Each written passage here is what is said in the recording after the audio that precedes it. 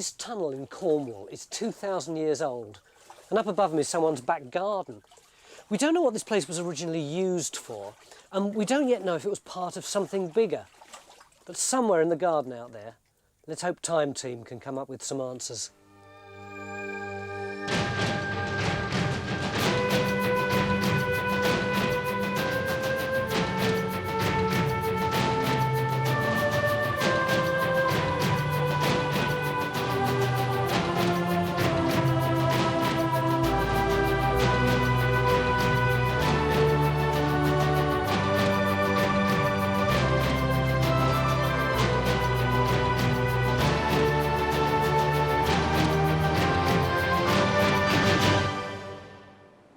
This is a little Cornish garden, higgledy-piggledy garden. It belongs to Joe. Impressive feature, isn't it, It is Tony? wonderful, isn't it? This is Joe whose garden it is, whose Fugu it is. No, Fugu. I know it's spelt F-O-G-O-U, but it's pronounced Fugu. Oh, really? It's all to do with the pursing of the lips, they tell me. And is this a map of it? This is a plan that was drawn up by a local artist and antiquarian, son of a Penzance schoolmaster, a chap called Blight, in 1864, marking the Fugu here with its side creep passage. This is the Fugu. That's right. And what are all these little bouldery things? Well, this possibly is the remains of a stone wall, which was part of the Iron Age feature that surrounded this site and was still largely visible in 1864, but may conceivably have been obliterated when the garden was developed and the house built in 1910. It's presumably this high ground up here. Yes, it would go off sort of in a curve around here, where you can see the sort of bank here. And do we know what this is? No, I always thought that was a stream, but it's the stream is much further down, Yes, so I don't know what that feet. is. Yeah. But do you think that there's actually more to the Fugu than we can actually see now? Yes, there Why? are lots of reasons for that. One is that this little passage here, at the end of it, there's a small doorway. It's got quite heavy lintels in the shape of a door, and it's plugged with a boulder, so it looks as though this might have carried on further. In the direction of your lawn over there? Yes, over there. And then really the most interesting one is that if you dance about on the lawn and thump, it resonates like a drum, sounds hollow.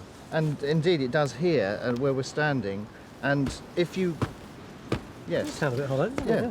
And it looks as though there might be a passage going off in this direction past the house, at least 3 times the length of the Fugu. Right the way to the north. Yeah. So we have 2 questions to tackle this weekend. Firstly, is there an extension to the Fugu under Joe's garden? Well, the geophysics team have just about finished surveying the lawn, so we shouldn't have long to wait for their first results. And secondly, can we find any evidence of the Iron Age settlement which would normally be associated with the Fugu? Carenza and Stewart will begin by pacing out the length of the Fugu in the hope that they can use Blight's map to find the location of the possible Iron Age wall. The wall itself may have gone, but the bank it would have been built on may still survive. So this must be the end of it, just hit here, underneath the... I'm off. Thanks very much.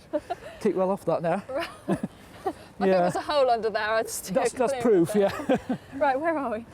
I think we're so right at the end of this Fugu right, here. So this is where he reckoned this enclosure was coming around. This is what you've just fallen down, I think it is, yeah. That's right. Yes, actually you can see there's the line of it carries on through here, It does, can't we? doesn't And it? this is sort of along the bottom of it here. Yeah, it's following the contour around, isn't it? Yes. Carenza and Stewart are walking along the ridge of high ground, which is all that's left of the evidence that Blight recorded here with these 2 sketchy lines. If Blight's correct, then the enclosure wall would have continued like this, encircling the Fugu and the Iron Age houses inside. So if we're looking for evidence of the settlement and how it related to the Fugu, then this is effectively our target area. But we do have one restriction this weekend. We can't excavate within this area, as the Fugu is a scheduled ancient monument protected by law. But it shouldn't matter, because if Joe's right, then there could be more of the Fugu waiting to be discovered under his lawn. So where did you do your jumping up and down? Well, there's several places, but there's quite a good one here. Apparently, we're not the only people Joe's invited to stamp on his lawn. Recently, he asked a local dowser to investigate. Now, I thought dowsing was just used for finding water, but in this case, the dowser was able to tell Joe that the Fugu does extend under the lawn. Mick, how do you feel about dowsing? Oh, sceptical, I think, the honest answer to that. Why? Well, I'd like to know what it is they actually reckon they're picking up. I mean, I know they tell me We've had a they've couple of got dowsers water. here, and they've said that there's remnants of a passage or whatever. I think I'd rather look at the geophysics first. Let's have a look at it then. I think we've got some results, have we now, John? Yes, yeah. Right, So see if you can see things just this time. orientate us where we are. 'Cause Yeah, we're actually stood at a point about here. Is this the in the house middle over of the here, lawn. then? The house is at this Yeah. point. This is the resistance data, and this is the whole of the lawned area. Right. So we've got a low resistance anomaly curving through, straight section at the top, and it curves around in this direction, suggestive of maybe a ditch or a waterlogged chamber that's now collapsed. But anyway, wet of some sort. Wet, Yeah. certainly, that's the indication. You see that, Joe? It's wonderful. Yes, it's quite stunning. I mean, it corresponds with... So with Joe's permission, our plan of action is to dig a trench at each end of this curve. If what we can see on the geophysics plot actually is an extension to the Fugu, then the theory is that it would run back in this direction to join onto the creep passage, which is approximately where you can just see Robin having a crafty smoke. But what was a structure like this for? Well, even though several have been excavated in the past, the original purpose of a Fugu still remains a bit of a mystery. We do know that this isn't the original entrance, and these steps are thought to have been added fairly recently, maybe by smugglers, or even by visiting antiquarians. Well, as you might imagine with archaeological sites, there's a lot of theories, but the way we're coming down into it, you can guess that refuge is one of the obvious ones. You know, actually sort of coming away from where the settlement might have been, you know, and it's hidden away underground. Yeah. The other possibility, of course, with some of them is that they actually go under the ramparts and out through the ditch, so they're a sort of escape route. It's a hell of a thing to build for that. I mean, the other possibility that a number of people have raised is that they're actually for storage. You know, that you've got some sort of underground larder sort of thing. I mean, it might send a lot of food rotten, but I know in Ireland they say, well, you know, what about dairy produce, something like that. What about a cult? That's that's favourite, isn't it? yeah, that's the other thing that's been. I think that's been raised more recently, really, and there are a number of things here that suggest that. The roof certainly just here, look, has got a stone sticking down, which if you're not aware of it, you can crack your skull on it as you come through. And you know, that might be only people who are, you know, sort of in the know should know about that. Yeah. The other feature is that this has got a sort of side passage in it called a creep. This one's actually got a radon meter in it. Look, but we can go into this. What's a radon meter? Well, a lot of granite areas have this gas called radon that comes out. Yeah. And there's been a lot of sort of scares about it recently, and they're obviously monitoring it here. But if we get past that, you see this actually comes up into a side passage where there's a stone across the end now, and obviously it looks as if a lot of this is infilled, and then it's beyond there that you know, the idea is that the passage went on.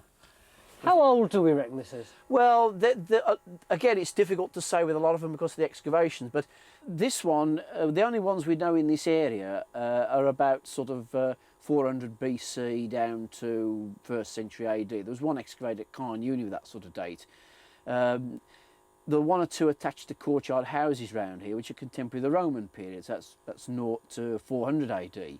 So sort of late prehistoric, contemporary of the Roman period. 2,000 years old in round figures. Time of Jesus. Yeah, exactly, yeah.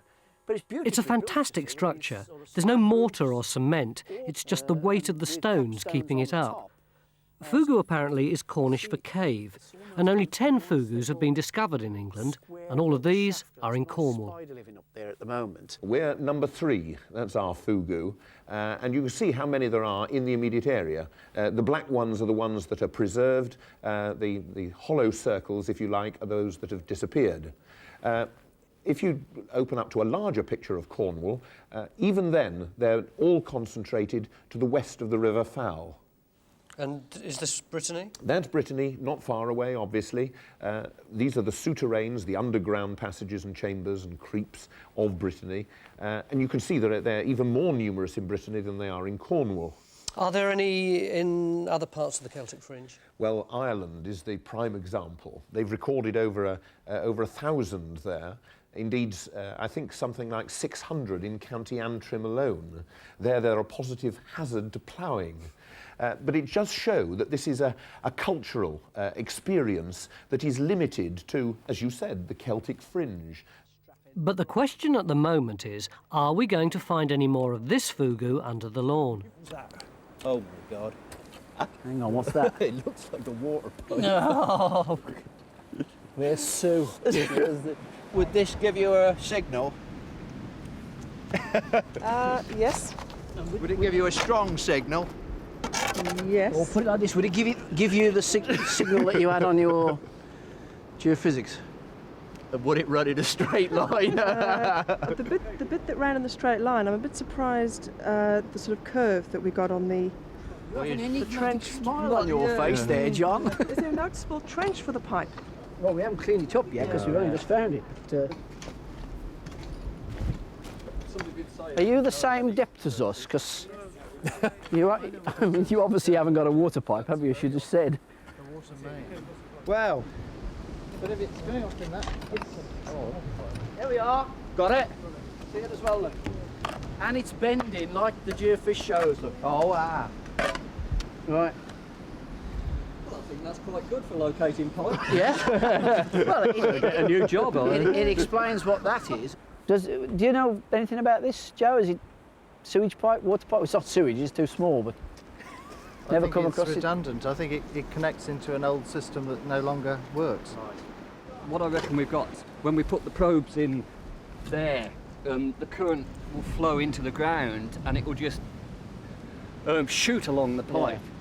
And we'll have a very broad effect. So we'll put the probes in there, we'll see it. When we're over the top, we'll have a much stronger effect, but you'll still have the effect to one side. Yeah. And so you'll get that broad anomaly that looks like a ditch. Yeah. And it's because all the electric currents are just being concentrated along the pipe.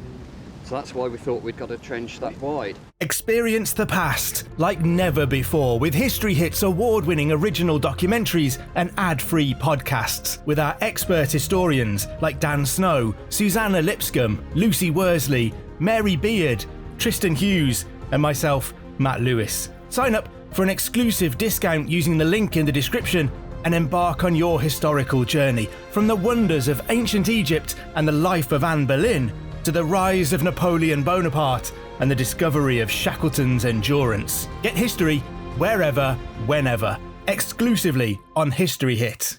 So are we feeling pretty stupid? No, I don't think so. I mean, you know, that's what the geophysics for, isn't it? You know, it sort of comes in, gets a signal. I mean, it's the sort of thing you'd expect to get from an iron pipe. We should have looked at it and said, God, that could be an iron pipe, you know. Now I've got the map that Joe promised me from the Dowser findings. Now, it's all fairly higgledy-piggledy, but this is the house again. Right. There's the lawn. Yeah. There's the Fugu.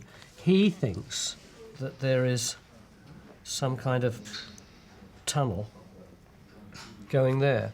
But I mean, this is not where our water pipe is, which is over here. That's right. So did they not pick up the water pipe? I think he was kind of programmed to be looking for tunnels, not for water. We'll ask him. When's he coming? You're absurdly cynical about this you're stuff. right. But there's loads of things that you don't know what the process is. You don't know the process in your own car, and yet you believe it'll take you down the M4. So why this hostility towards what this bloke's doing? It's just hostility. I just don't understand what the forces are that they reckon they're picking up. I mean, if somebody could explain that to me, that would be very useful. When's he coming? Don't know. I'll have to ring him up. When he comes, get him to go over the ground again. Yeah. And I mean, if the system works like he says it does, then he ought to be able to do exactly the same as John does, and he should be able to locate where he thinks it is. I think it's only fair. If the geophysics failed to find the extension to the Fugu, we must at least give the Dowsers a chance. They think that the extension runs under the lawn like this. But the real priority for the archaeologists at the moment is to get Carenza's trench started here across the line of the bank. Because if we can find the Iron Age wall, then we have a chance of getting our hands on some pottery, which will tell us about the settlement and the people who were living around the Fugu 2,000 years ago. Oh!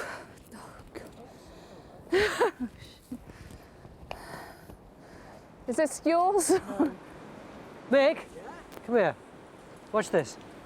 Can you just show Mick what happens when you hit the... Well, it's sort of, it just sort of, if I hold them like that, I can't possibly turn them. Yeah. Right? If I go forward here, they start going of their own accord. They have a complete life of their own.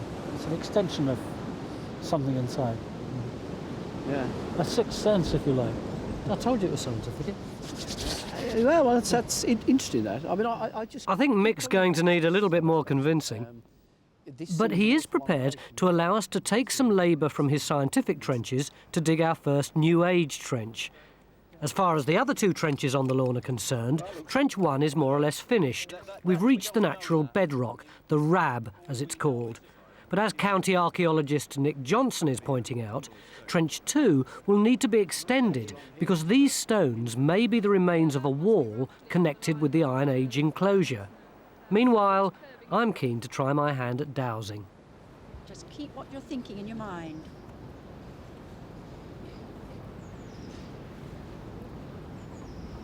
There they go, there they go, there they go.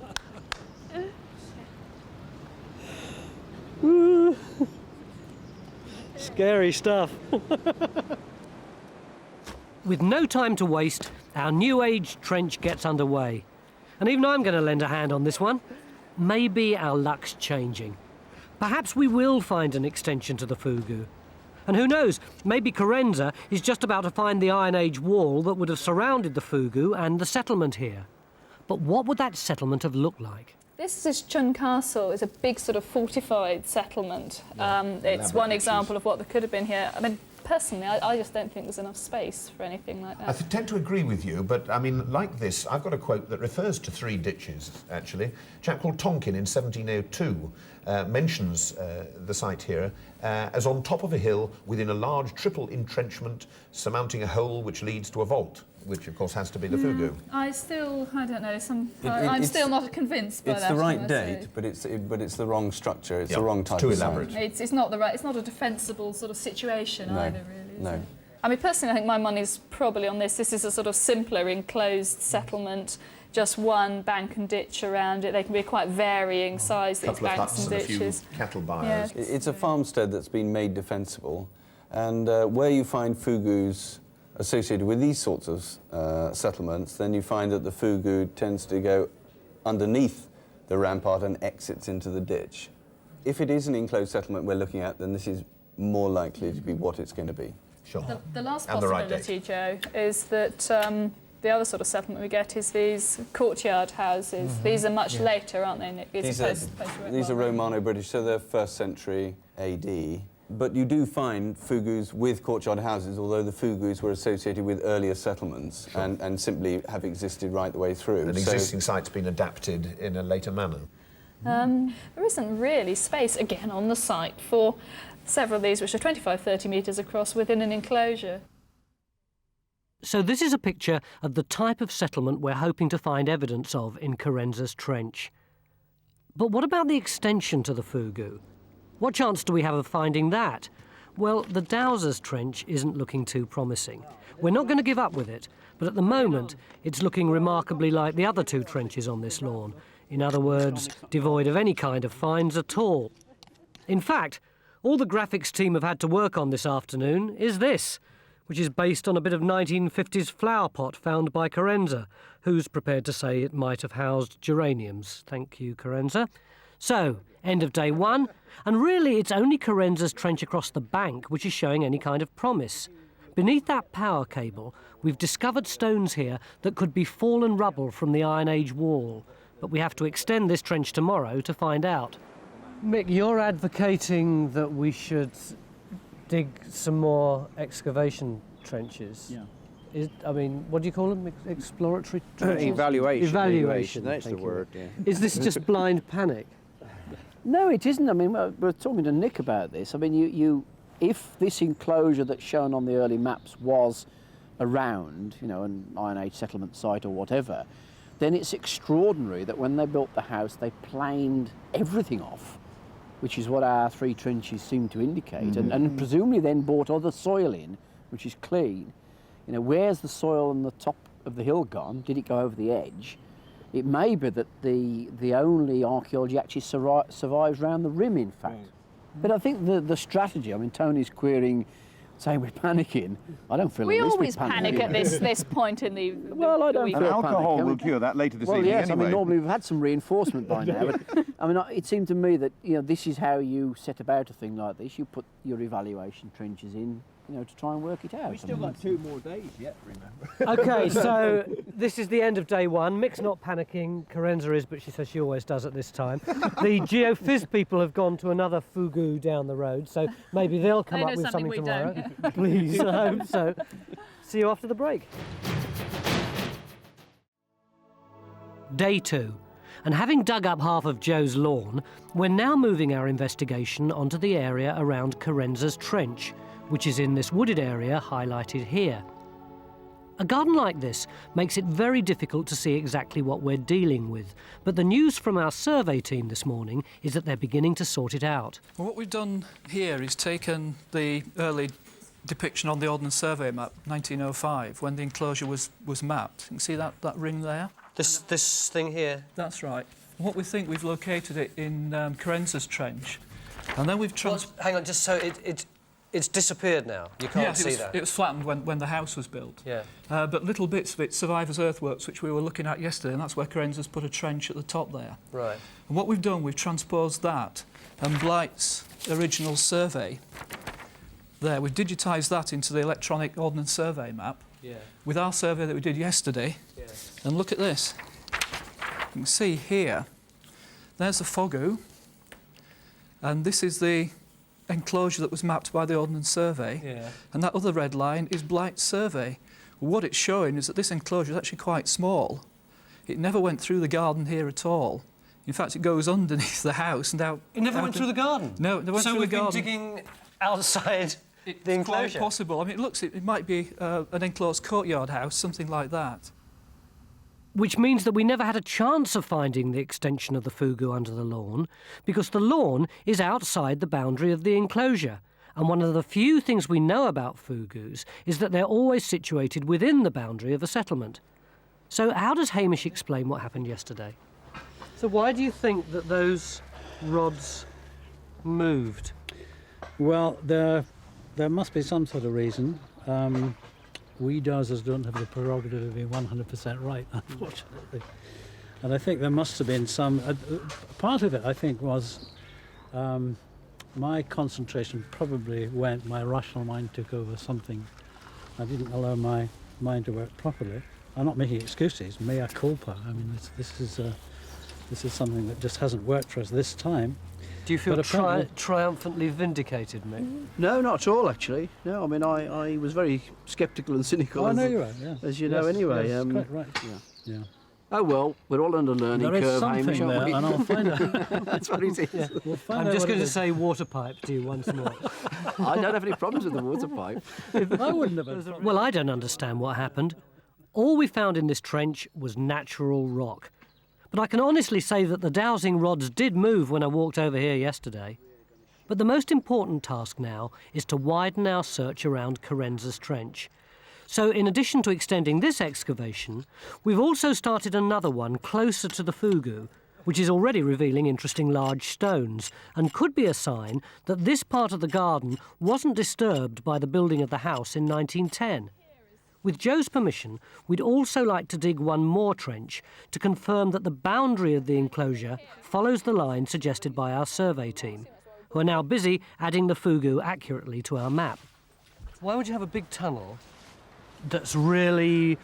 There's been an awful lot of work put into it, hasn't there? Yeah. Round a little Well, it would have been enclosure. earlier. Fugus are earlier than the courtyard house. Yeah. The courtyard house would have been built on top of it. So they might well not have... They wouldn't have been used. But they did this it would have been built first. They did this at Carnuni, didn't they? I mean, the very elaborate Fugu there has a courtyard house on the top of it. Yeah. But I mean, it's much more, as I understand it, like the Irish examples. You know, we basically got a tunnel under a house for storage or whatever. But it would have been 400 or 500 years later. Could have been, easily. So from our point of view, essentially, yesterday we were digging in the wrong place. Well, you were. You weren't. Yours was the only trench that wasn't in the wrong place. But you remember the reason we went there? The current thinking is that the smaller enclosure might contain a courtyard house. Now, if you remember Victor's drawing from yesterday, a courtyard house looks like this and dates to round about the 1st century BC. Hey, Tony, this is Phil. Over? Hello, yeah? I think we've actually broken our duck. I've got a piece of pottery. Over? Fantastic. What is it, Phil? We didn't bring any sieves with us, unfortunately. Come and have a look at this, Tony. Yeah, we're there, I think. It's the genuine thing. The genuine thing. The genuine what? Iron Age pottery. Pot. That's what we want. How do you know that that is Iron Age? 10 years experience in the area. No, it's handmade pottery. It's got micaceous fabric to it, which suggests it's actually from the lizard. It's not the local granite. But tell us Micaceous. It's the shiny little mineral. Glittery. Can you catch So it's got mica actually put into the clay, in fact, hasn't it? Yeah. And sort of date. It was difficult to tell exactly What, when in the 400 Iron to Age. 100? Yeah. So anywhere in the Iron Age. Unless you find a It's the rim or right something date like for that. Fugu. Oh yeah. Oh yes, yeah. Fugu. Fugu, sorry. Day 2 and she's still saying Fugu. It's presumably. I mean, is it burnished on the outside, or because it's very dark, very black, isn't it? Yes, there is a hint that it's been burnished on the exterior. Yeah. See, the other thing which is really interesting is that we've gone down onto a subsoil. You see, the soil is now getting a lot lighter and a lot more compacted. We never got that in any of the other trenches, so it looks as though this area hasn't been truncated the way the lawn has. This is very similar to stuff. At last we're getting somewhere, our first bit of pottery, and our first evidence to show Joe. You get a lot more. See the striations on it? Yeah. I think it must be that way up. That's probably where the chap's, marks when he's holding it. And the thing is, you can actually get quite a lot out of a bit like that, because if you look at the curve on that, that means that you're talking about something probably that sort of size in diameter. You'd fit it onto one of these sort of circular diagrams, and if it's that sort of diameter, then presumably it's that sort of height. Good heavens. So, you're looking at really something quite large. And used for what? Storage, something like that. I mean, it could be almost anything, but because of the diameter, you can at least get something out of it, Yes. The pot's the right date, so what we're hoping now is that we'll start to uncover the remains of a settlement which will be contemporary with the Fugu. If we can learn more about the settlement, then we might just learn a bit more about the Fugu. And we'll certainly begin to build up a picture of the people that lived here. Victor is now able to reconstruct the pot for Joe so that he can get a clearer idea of what it looked like. Victor has also been busy working on something that will give Joe and his daughter Hannah an idea of how they would have looked if they'd lived here during the Iron Age. It's sort of quite, well, it's sort of Iron Age punk, really. Apparently it's quite extraordinary that they used lime wash, which then solidified so that the hair literally stood up like that. We've seen some Roman coins, where you've got this spiky hair sticking out. Is it what you expected I'm not sure it to be what like? Hannah thinks of that. Well, it's very clever. I'm not sure it's what I would have chosen myself if I was going to wear anything. This was high fashion at the time, Hannah. If Joe's family had lived here 2,000 years ago, they'd probably have farmed the fields around here during the summer and streamed for tin during the winter when the water levels would be higher. Phil is going to spend much of today involved in an experiment to see if we can find some tin ore in the stream in Joe's garden and extract the metal from the rock using the same technique as would have been used by people here in the Iron Age.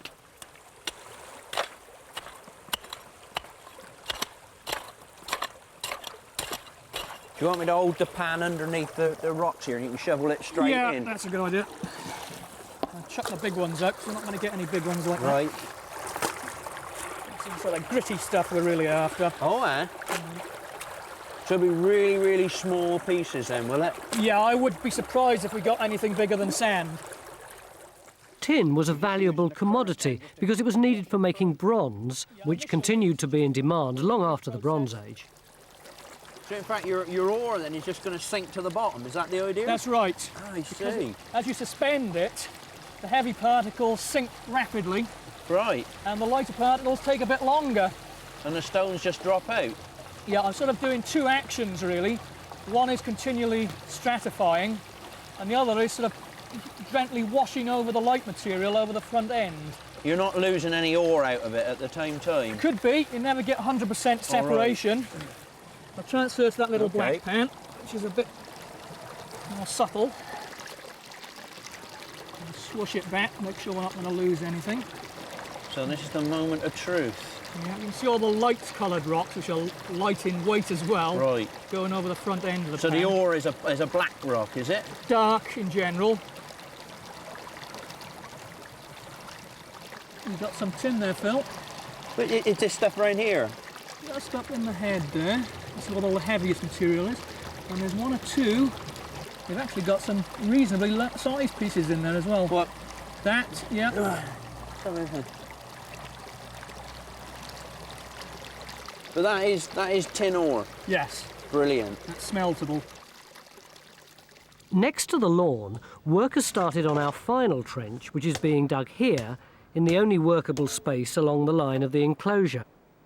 Now, because the garden's so overgrown, the geophysics team have been prevented from surveying any more here, and instead have been asked by Nick Johnson to find a lost Fugu, which is supposed to be sited in this field at Treverneeg, approximately 12 miles away. This is another Fugu visited and recorded by Blight in the 1860s, but it hasn't been seen by anyone this century. Obviously, if we can find it, it will be an important discovery, increasing the number of Fugus in Cornwall by 10%.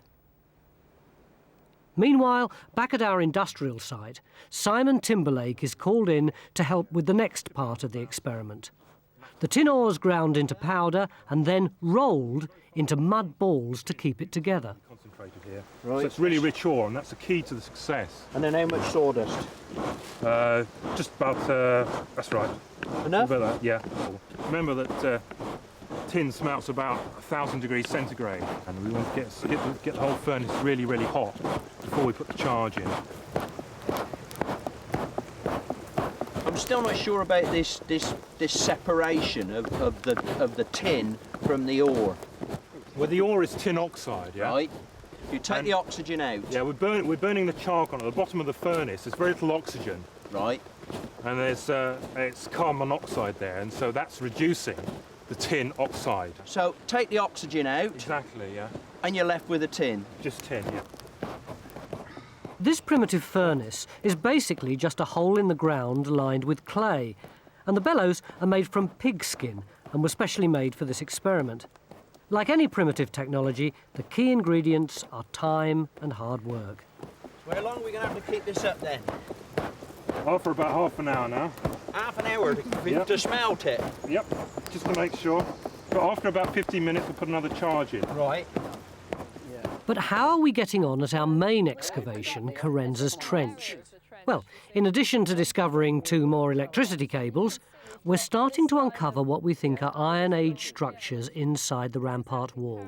The question is, do all of these bits of stone relate to a courtyard house? You can see we've got this line of... Yeah, well that was showing up those 2 stones I saw before. Yes, yeah. And all this, I mean, you can see how loose this is, all these full of voids, isn't it? Yeah, I mean this... Well, obviously the sort of possibilities that have to present themselves is that this is about the same width as the Fugu, and that oh, so is we're a thinking question. of a second Fugu, are we now? Well, yeah. Of course, it's a bit too early to tell, but if we have found more of the Fugu in this trench, Joe is going to be delighted. Is there any finds amongst it? That's the... Yes, we've had some very nice bits of pottery. Can we stand on your... The big bit. I think we found the biggest bit of pottery yet on time too, Mick. Good Lord. Here we go, nice bit of burnish ware. With the rim on the top? Yeah, absolutely standard late Iron Age. Yeah. Couple of centuries BC. This is all good dating material, and what we have now are several different varieties of Iron Age pot. This, for instance, is an Iron Age cooking pot. What we found so far is the evidence of structures, the exact character of which we're not quite sure, so we need to work out whether there is any genuine faces to any of these structures, both on this side and that side. Yeah. And so far, all that we have found is evidence of occupation. We haven't found any occupation layers. Right. At the moment, we think that the most likely candidate is on that side Inside over there, and I think we ought to investigate that, and we got some, with a bit of luck, we've got some really good stuff to look forward to tomorrow. Elsewhere in the garden, our smelters have reached their moment of truth. Will they have any tin to show for a hard day's work? So what are we looking for? Will we see it when we see it? Well, I think where the tin will be, it'll be beneath the base of the furnace, yeah? Yeah. So we should have some slaggy, really vitrified bottom to the furnace. So it'll be literally on the bottom? Yeah, it'll be probably be underneath, down the crack.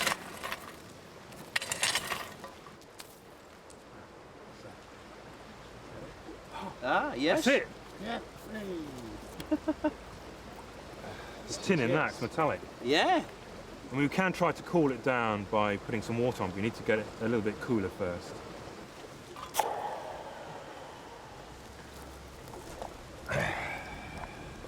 Ah, look, can you see the tin? Brilliant. Yeah. Now that's mixed up with slaggy bits, really. But what I'm hoping is that we might actually have some that's run through the bottom of the furnace, yeah? Right.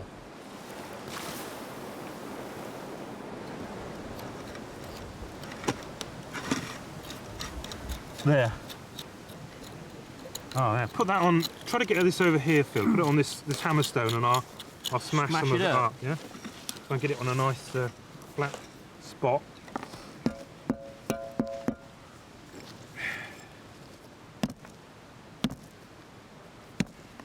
Oh yes. Yeah. Oh, look at that. Oh, you got a lovely bit of tin there. Wow, brilliant. You got a little tin. Oh, there we are. Amazing. Look. Do that with your penknife, Phil. Got a nice bit of tin in there. Like Christmas, isn't it, eh? You remember what I said, that it would go through the cracks. Look at it, and there's some more bits there, look. Yeah, it'll go through the cracks and it will cool underneath the base of the furnace. That's where it cools when it goes. It's a lovely bit, isn't it? Isn't that nice? Brilliant. So end of day 2, and it seems that everything we've attempted today has gone incredibly well. We have our tin, we seem to be unearthing the settlement, we may even have found more of the fugu for Joe. Tonight, with the wine flowing, it seems like there's no question we can't tackle. Well, maybe one. I mean, have you developed a personal opinion as to what you think it was originally built for? I think they're Isn't it lovely to see them they're wriggle? fridges.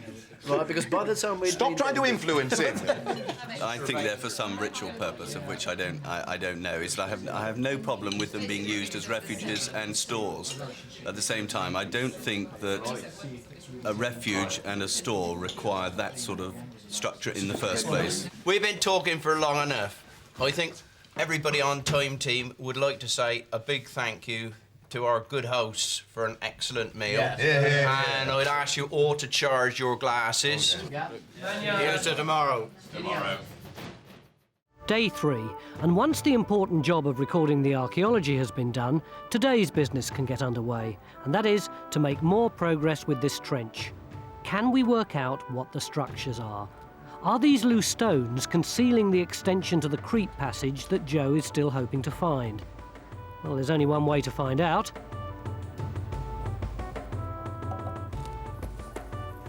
More a matter of taking them sequentially more than anything else. Yeah, it's like that kids game when you have straws in a pile. You have to pick them up without dislodging the one below. Meanwhile, out at Treverneeg, the geophysics team are on the hunt for the lost Fugu. Archaeologists reckon it could be in one of 2 fields, and having drawn a blank in the field next door yesterday, the team are hopeful that they'll find more than just cabbages here. What do you think of that then, Tony? I bet you think that's a small piece of tin for a day's work, don't you? Would it have taken the Iron Age people that long to make this little blob? Oh, you bet. Yeah, there's a lot of work gone into that. Why are we concentrating so much on tin? As far as I understand it, you've got the Bronze Age and then the Iron Age, and this settlement is part of the Iron Age. So where does tin fit in? But that just, it's a matter that they've actually started to work iron. It doesn't mean to say they stopped working bronze, or making bronze. That is a constituent part of bronze, so you mix that with copper to make your bronze. So as you went into the Iron Age, they were still making bronze. It just carried on. So in the same way that in the 20th century we got plastic, but that didn't mean that suddenly metal became redundant. That's about it. So do you think that our settlement might be here because there were tin deposits nearby? I think tin was probably exploited by the people here, but I think well, this particular site is probably more than just a farming site. But you're never very far from tin. You don't have, in West Penwith, you don't have to site your settlement specifically for tin because it's all around you. We may not be finding bronze in our trenches, but both excavations are turning up fantastic finds. This trench, for example, has produced this lovely piece of hand-decorated Iron Age pot, which Victor has just finished reconstructing.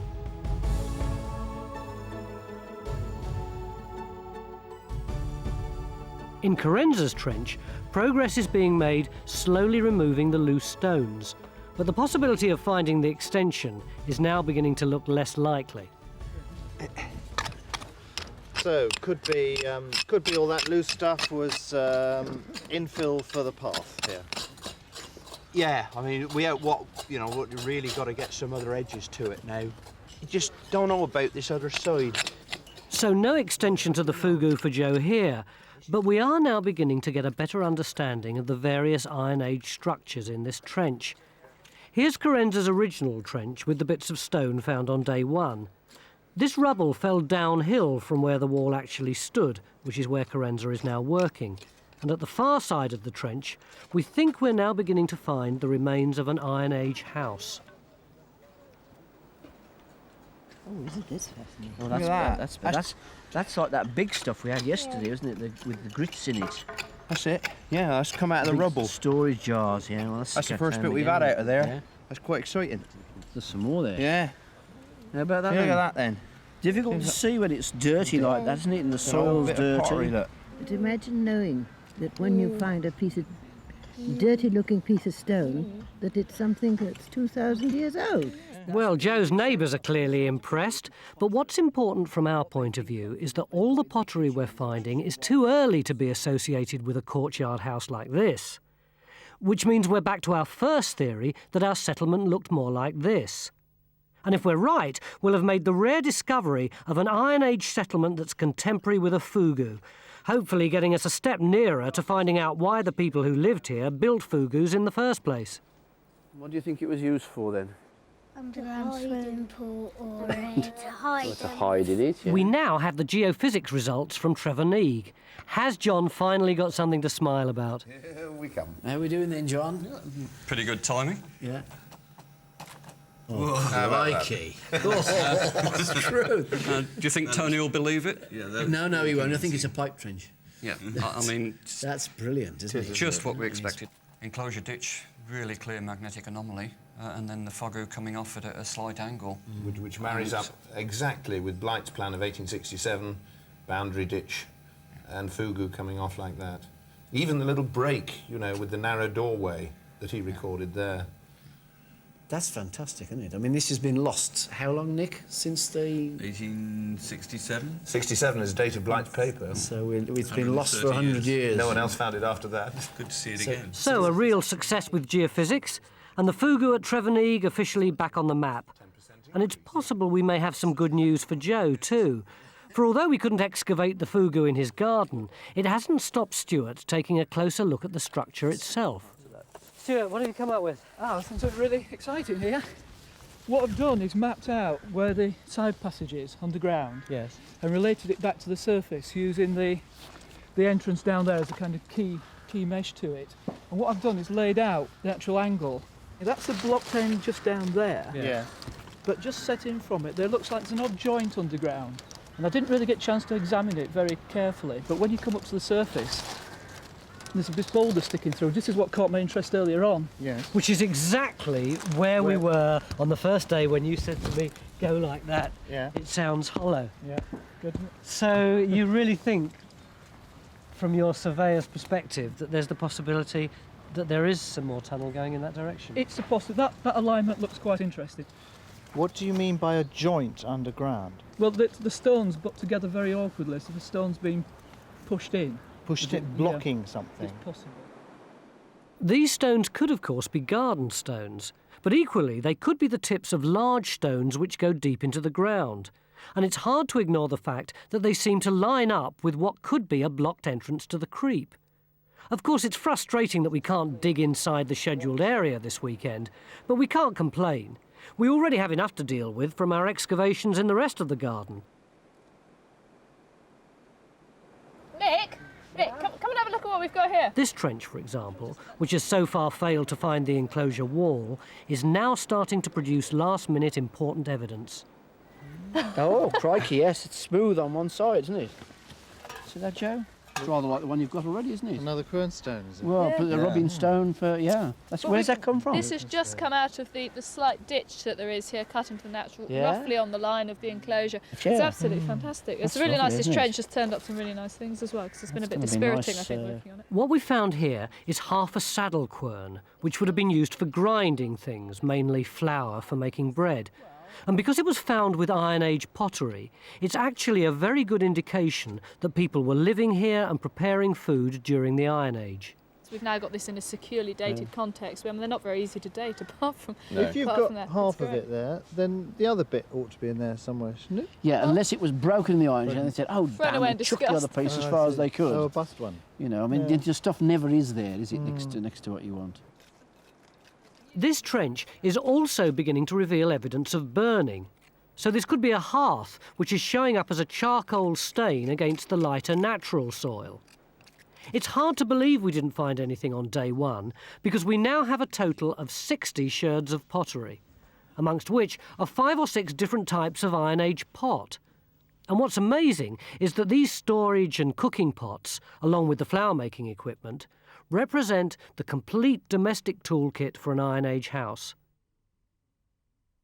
But what's most important is that all the pottery is contemporary with the Fugu, which tells us that the remains in our trenches existed during the time the Fugu was in use. It's amazing, it's like a jigsaw puzzle, isn't it? What can we say about it? Well, you must remember, Tony, that this is a sort of keyhole in a big site. You know, you've just taken one little slot across it.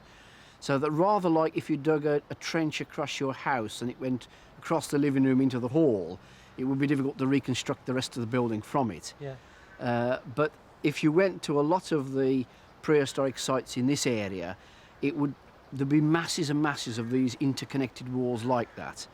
And that's clearly, Nick, what we're looking at a part of, I would think, isn't it? Yeah, and I think that we can start by saying that we've got the back or the inner side of an enclosure wall. Can I tread in your trench? Yeah, go on. You've been dying to do it all day. I'm so glad that wall survived taking here. it down. This is the inner face, inside face of a rampart. And The the rampart outside that would be went- down yeah. there. And the so- outer face has tumbled. So that's, has as it were, tumbled the away. outer wall of the That's settlement. right, of the settlement. And inside the settlement, there are buildings and structures built against the inside wall. So what do we think this big curve might be? Well, we think it's part of a wall, and we think that over there is part of another wall, which is going off at a different angle. And this is slightly confused by the fact that a water pipeline comes through The here. pipe's not Iron Age, Tony. Well, and is this an earlier stage of settlement to this, or is this part of that? Well, we think probably that may well be a drain, funnily, exiting where that water pipe now goes through there. And over here there's another wall. Yeah, and that's, we think, part of a hut circle. And here's the post hole. And inside a post hole. But this is only half the post hole. Only half the post hole, obviously holding a post, perhaps to help hold up the roof.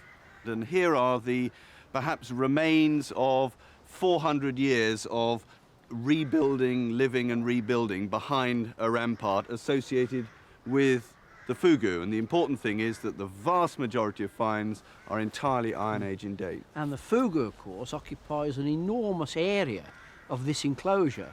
It dominates that end of the enclosure, and the probable entrance comes up right in the middle of it. So rather than it being a little tiny feature going out under the wall, which we rather thought to begin with, Stuart's plan now shows it to be, you know, the major dominating thing at that end of the enclosure. Can we now complement our picture of Joe with a reconstruction of how the settlement looked between 400 to 100 BC? We know that the Fugu dominated one end of the enclosure, leaving only limited space for domestic buildings at the other end. The archaeologists have speculated that there might have been an outer enclosure, the evidence for which might be the collection of stones found under Joe's lawn on day one. But what's important about the discovery of the settlement this weekend is that we can now put the Fugu into some sort of context. Not only can we visualise for Joe how the wall ran across the bank in his garden with the Iron Age house inside, but we can see the Fugu, just a mound above the surface, in relation to the size of the enclosure and the other buildings. So what was a Fugu for? I personally don't believe it was just a fridge or a hiding place. It's far too well built for that. I think it's more to do with the third option. It's a place connected with people's spiritual beliefs.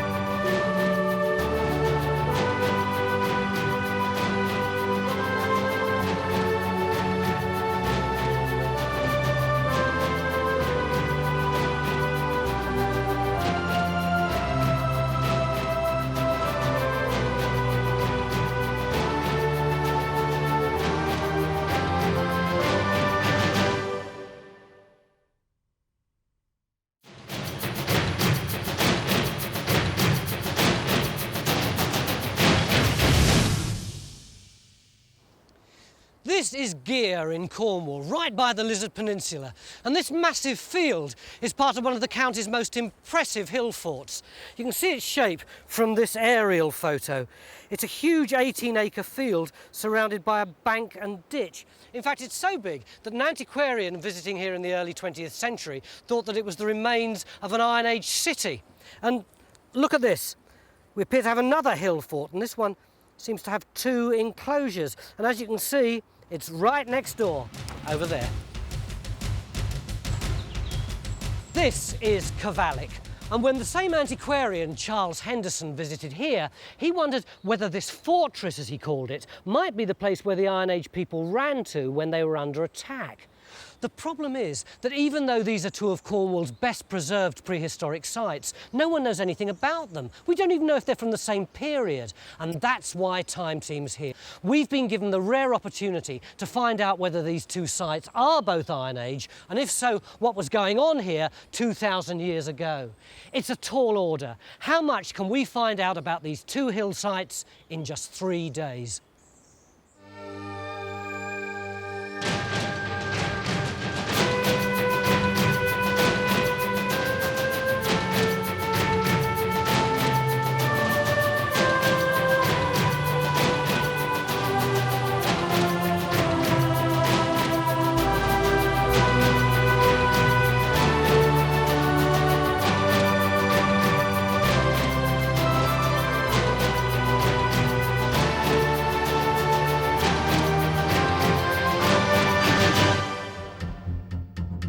Day one of probably the most ambitious Time Team yet.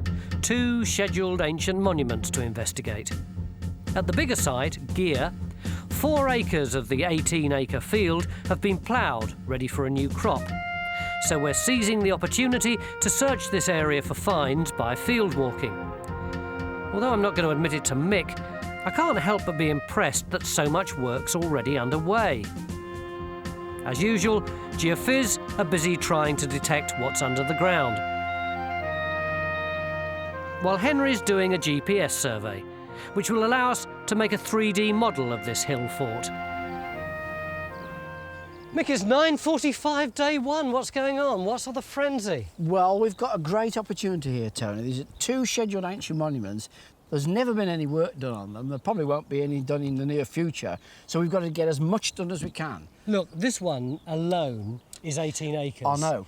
There's only a certain amount we're going to be able to do in the time, that's for sure. But I think there's certain things we can do which will help to sort out whether they're Iron Age, whether they're contemporary. We've actually started 2 trenches already. We've got this one with Jenny in up here at Gear, and we've got this one down here that Carenza's running over at Cavallic.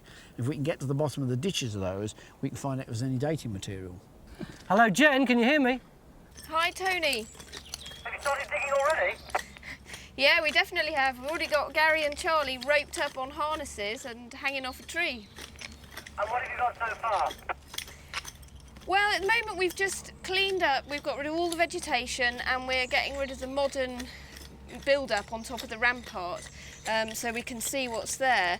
And once we've got that underway, we really need to get into the ditch and start digging that, because if it's big, it's obviously going to be a bit of a race against time to get to the bottom of it. And we've got another one too, Carenza's We've got Carenza here over at Cavallic, yeah. Carenza, can you hear me? Yeah, Tony, hi. Have you started digging yet? Yeah, we've been at it for a while now. Have we got any clues as to whether or not it could be Iron Age? Well, looking at it, it obviously is very old. There's a clue from the place name in a way, I suppose, Cavalach. Caer means fort or castle, and Valach, well, the earliest spelling of that is Mahalach in 1070, and it means important person. So the meaning seems to be fort of the important person, which sounds great, but of course that's 1,000 years later than the Iron Age, so at the moment we're only on guesses and hopes, really. Hillfort is an old term often given to prehistoric sites like these, meaning that they were built with defence in mind. The modern view, however, is that they probably had many different functions and were often more about status than defence. But so little's known about enclosures like these in Cornwall, commonly called rounds, that anything we can find out about them is going to be an important step forward. The only clues to what's been happening at Gear in the past come from the finds collected by farmer Rex Hoskin. This is what you've picked up over the years, is it? Yeah, well, roughly between 1980 and 1990, about 10-year period. Yeah. The family used to laugh at me. I could think bringing all these bits of stone in and spend an hour washing in the sink. So after a while, I got fed up being laughed at. Well, there's a lot of flint here, Phil. I mean, that is what makes it such a nice collection as far as I'm concerned. Yeah, the fact that there is so much flint here. Really? The one piece that I can be absolutely certain about is that. Oh, with that little spike on the end? That is a chisel arrowhead. Cool. Cutting edge across the top, probably hafted like that. And that is definitely going to be late Neolithic, maybe 2,500 BC. I can say that looks as if that would give you a sort of blunt edge on the end of your... What do you mean, Mick? I mean, if this is coming at you at a fair old lick, you've got this razor-sharp edge along there. Right. That ain't blunt. I expect that to have a point on the end. No. Right. This will cut. I mean, what all this boils down to is it just demonstrates to me just how long people have been living on this site. Never mind the hill fort for the time being.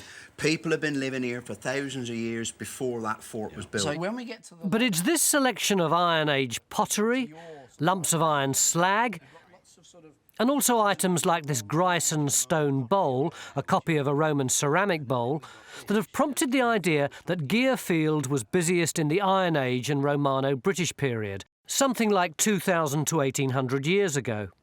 The first geophys results are ready for Gearfield and appear to be showing the location of what might be an Iron Age roundhouse with a hearth in the middle. The results are so good that we've asked Geophys to press on and extend the survey. In the meantime, Phil and English Heritage Inspector Ian Morrison are keen to get a trench started to test the results. Yeah. So what we're proposing to do is actually to put a trench through that, so that if there is an entrance, we've got a better chance of getting it. Yeah. You're happy with that? Very, yeah. Well, I've just dug this hole and we can see how deep the plough soil is now, so we could actually get on with it. Machine that off? Yeah. Yeah, it's too much to move by hand, isn't it? I'm glad you're in agreement.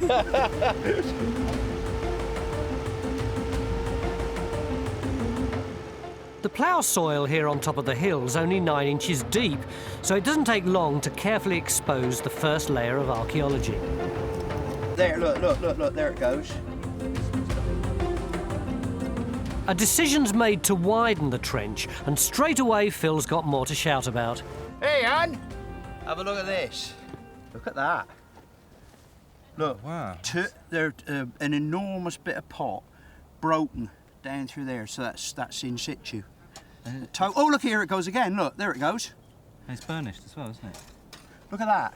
Look, we got this big piece here, look. Oh, crikey. Going right the way around there. Yeah.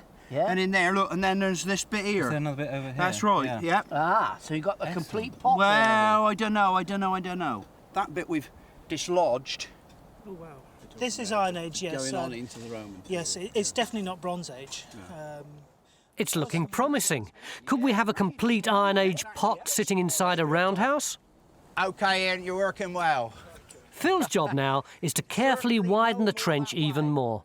Just that little veneer of topsoil there, we'll whip that back and we'll clean it back as we go.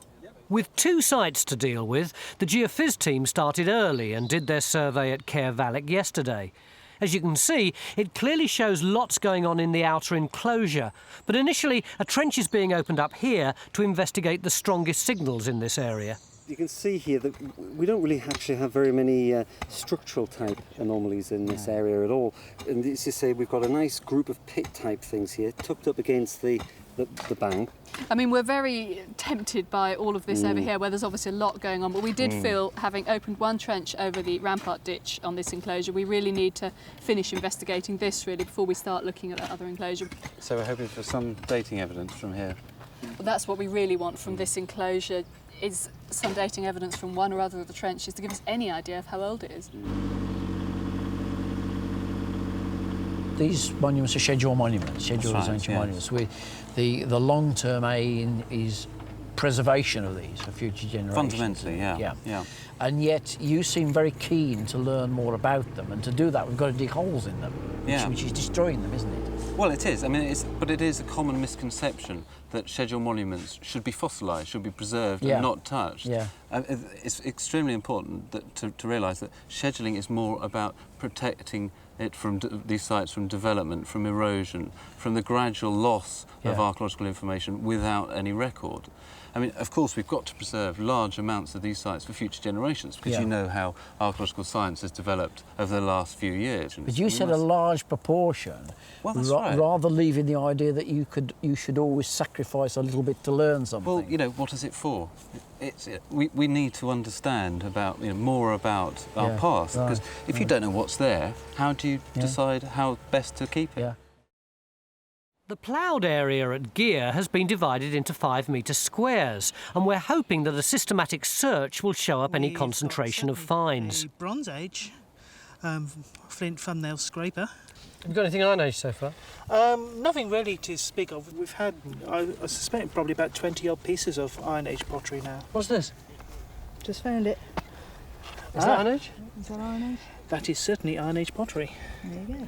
Yep. Well, now that is probably the best piece we've had so far. It looks like a little beaker. Whereabouts was it? That was in grid A12, right in the far corner. Oh, right. A12. Get that down. It looks like there might be something down there as well. Well, that's it, see. I mean, if we get all these spots put on the plan, and then once we've done that, we can get somebody in there to dig them. At least if we know they're there. You devil. Sorry. No, shouldn't be doing this. It's totally frivolous. Quite right, Phil. No time for monkeying around. But spirits are high, because even I can see we've got what looks like a complete Iron Age pot sitting in the ground, next to an area of burning, probably a hearth, and the curving wall of what must be a roundhouse showing up around it. But the best news of all is that the latest instalment of Geophys is showing that the higher ground in this field is crammed with archaeology. It is fantastic. It's spectacular results, isn't it? Yeah. Are all these circular things early human habitation? Well, I think it must be, mustn't it? With these circles and lines, it all looks, They all look artificial, don't they? Yeah. Well, this is a zonkering great black thing here, isn't it? Yeah, and you've got this clear earlier boundary that it either sits on top of or is earlier than. Yeah, I mean, that's clearly one of the targets we should go for, isn't it? The relationship of that to this big thing. I think we should look at that. We'll look at this double ditch thing in case it's a barrow. Was that like an early burial chamber? Or burial mound, something like that, or rather than a house. And then this ditch thing here, which I think, looks as if it might be a sort of earlier ditch or inner ditch, presumably your track round there, and perhaps we'll have a look at that then. None of the big Cornish prehistoric sites have ever had this amount of geophys done on them, so this is all new and exciting information. The challenge is where to place each of our new trenches in the hope we can identify Iron Age occupation from Bronze Age, or possibly even earlier activity in this field. We're approaching the end of day one. Are we doing as well at Caervallic? fact, we've been really worried all day that this site might turn out to be really late because we'd found nothing. But we have now got quite a lot of Iron Age pottery. Excellent. Wow. We've got a couple of rim sherds, and it's all quite freshly broken. What do you mean freshly broken? Well, you can see here these edges aren't at all worn. They're really very much just as they went into the soil. So it shows they haven't been moved around a lot. So basically they've come from here? Yes, so it proves that this site is Iron Age, which is fantastic. We never knew that before. We've unearthed several different types of Iron Age pottery coming from a feature that might turn out to be a rubbish pit. Meanwhile, how's Barney getting on digging the ditch and rampart that goes around Caervalach? I'm getting on fine. It's absolutely brilliant. We've got basically a huge rock-cut ditch. Now, is that an Iron Age cut, that vertical section, or is that what the digger's just done?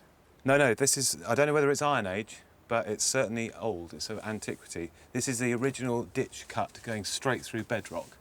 It's at least 4 metres wide, this ditch, and it's at least 1 metre deep. So right the way around the ringwork, that's got to be thousands of tonnes of stone that's been moved. Yeah. It would make the most amazingly impressive monument then with that vertical face through rock. Very difficult to get into. Yeah, absolutely. Tomorrow, Barney will hope to find some dating evidence in the bottom of the ditch. But it's been a great day one at both sites. And to cap it all, I've just been handed yet more geophys results from Gear Field. It's 5 to 7. Phil's up to his neck in archaeology. What have you got, Phil? Well, the most important thing, Tony, is we've got our Middle Iron Age pot.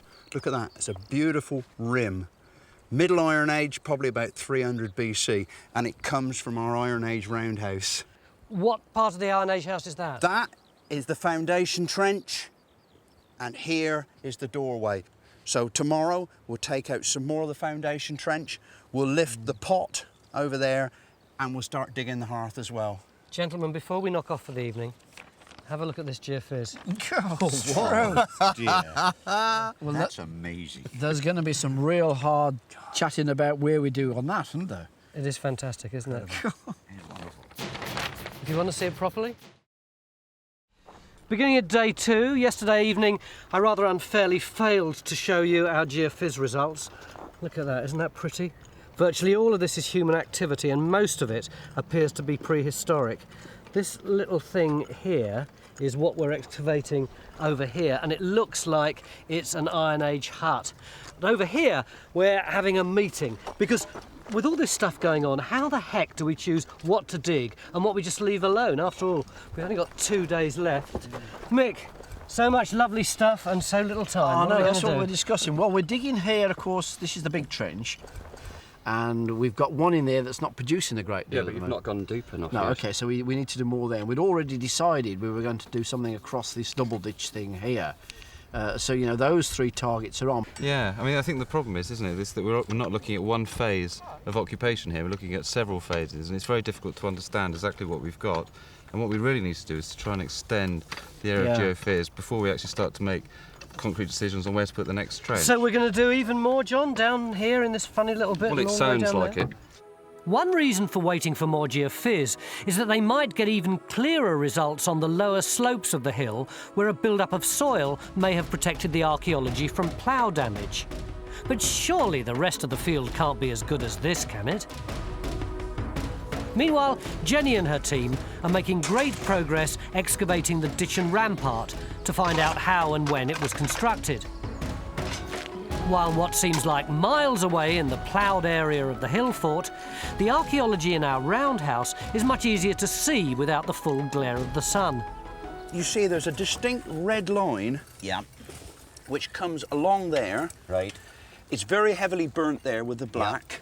It comes along there, around there. It's like a flue, and then it comes back down this end here. What we've got then is a tongue of enormous heat. And we've got big lumps of charcoal there and there, actually in the flue. Right, there's another piece there, look. Yeah. Is it similar to things you've seen elsewhere, Peter, or things you've done yourself? I'll tell you what it reminds me of. This could be the tunnel to a pottery kiln. Right.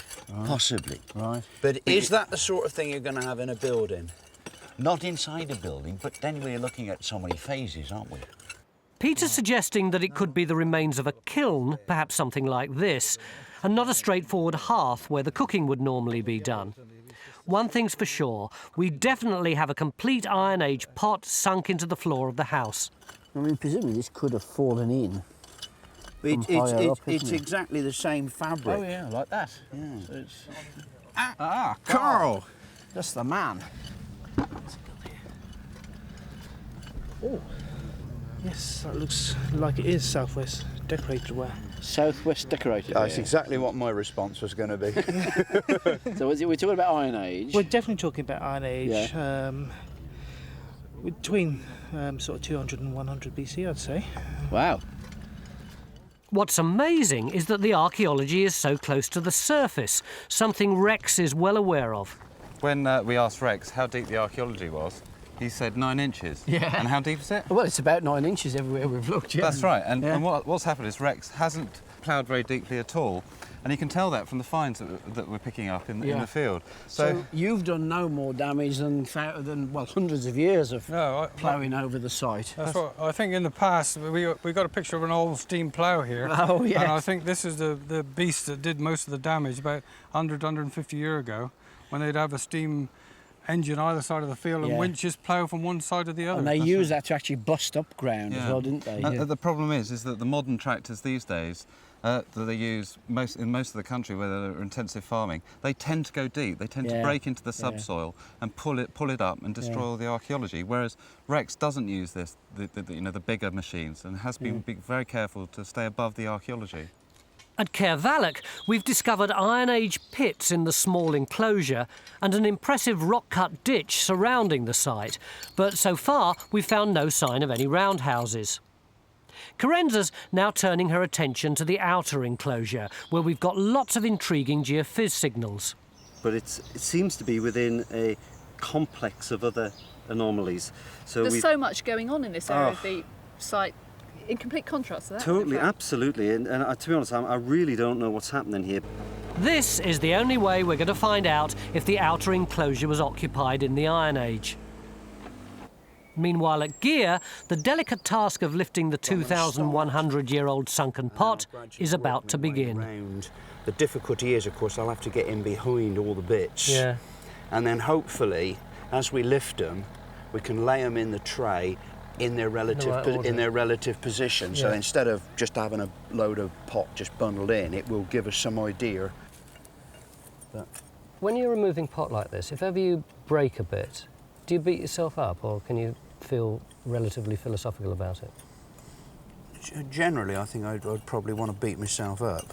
I mean, there's a certain element of that says you are philosophical, but I think if you care about what you're doing, then you certainly don't want to mess it up. Thanks to Phil's careful work, it was possible to restore this pot, which intriguingly had its base cut off, and even our experts couldn't think of a reason why that might have been done. You're very privileged, Rex, to do this. Normally, we don't have a helicopter big enough to carry any passengers. All right. So we wouldn't want everybody to give the impression they can get a helicopter ride. Right. So, Stuart, this would be a defended hill fort, would it? Well, the term hill fort's confusing because people tend to think of hill forts as like big defended military places, whereas in fact what we ought to think of these great big enclosures is they serve the purpose as a community centre, places where people come to, where they trade, where they exchange things. And this site sits ahead of a big estuary on a headland. And I think that's important, its location is important from that point of view of trading and where people actually come to. And I think we've got to view it as serving this big headland community. Because although there are lots of places like Caervalach on this headland, there's only one enclosure the size and substance of Gear. Stuart's been looking at the distribution of prehistoric sites in Cornwall, and interestingly, while there are literally hundreds of smaller rounds similar to Caervalach, Gear is one of only 20 or so large enclosures, and the only one in this area on the Lizard Peninsula. But was this huge enclosure at Gear created in the Iron Age? To find out, we've been digging across this ditch, which goes all around the 18-acre site. As luck would have it, our 2-metre-wide trench hasn't turned up any dating evidence. But Peter Reynolds reckons it's all been worthwhile to see the construction of the rampart. You've got a big ditch here, you've got a bank, and where Jenny is, it doesn't have to be a massive palisade fence, it's just ordinary fence. Another 5 feet on top of that, that's really a statement. We are here. You say it's a statement, so you're saying it's not primarily for defence, more to say how powerful we are? Well, I don't think any of these enclosures could be defended. There aren't enough people living inside to take on a sustained attack from outside. They are always vulnerable. I think the other thing that impresses me is how clever they were in using the contour of the land that was already here to build it. They've used a sort of slight natural slope that's here already to sort of ease the amount of work they've had to do. Yeah, because the natural stuff is here, isn't it, Jen? Yeah. Just there. The very orange stuff is what was there already. Runs across to there. Yeah. So is that lump that sticks out then, you reckon, the old ground surface on which the rampart was built? Yeah, everything from me to Pete is build-up, basically. So, Pete, would they have used this little platform here to build up the higher material and then as a platform to walk around? Well, not so much to walk round. Its initial purpose is to stop the bank eroding into the ditch. Falling into the ditch, And as soon as you've got grass or vegetation growing on there, it's all stabilised. Yeah. But that's the real purpose of a berm. A berm? A berm. How do you spell that? It doesn't explode. B-E-R-M. You've got a really nice berm, Jenny. Thank you very much. Close to the rampart, Rex found a small cache of rounded stones, and these are typical of what's been found at other Iron Age sites. Sling stones. You couldn't possibly have stones all this size just happen accidentally. These have been deliberately collected to be used as slingshots, and I'll bet you, by the look of the surface conditions, they've come off the beach. Iron Age reenactor David Freeman's here to demonstrate how effective a weapon the slingshot was. If you had a packed a number of armed men coming at you. A few of you with slings. I mean, how on earth was it for the Romans if they'd have been on the receiving end of that? Serious problems. Get one in the face, it'll just simply take all the bones out without any bother at all. It'll kill you almost instantly. Good God. The gap at the top of the armour, if it hits in through there, it'll go embed itself in your chest. In the Roman medical manuals, there is actually instructions on how to get a slingstone out of a soldier's body. Is that right? Using a pair of tongs that are pushed in to grab the stone. They have to hold them down on the table because there's no anaesthetics. Naturally, Phil wanted to go. Better, yes, nice one. Yes! Excellent. Well. In our little experiment, we managed a distance of about 80 metres, and in terms of speed... 71.5! Yay! I tell you what, you're nicked, mate. Enough fun and games. Time at last to let John have a break while we look at his latest geophys. Well, what do you think? What have we got, John? Well, we've managed to extend the survey. Oh. And look at these anomalies. They're really clear. And You were right, the overburden has protected it, isn't it? I mean, there's a really nice enclosure there. It looks as though it's got sort of pits-fired material in that area there.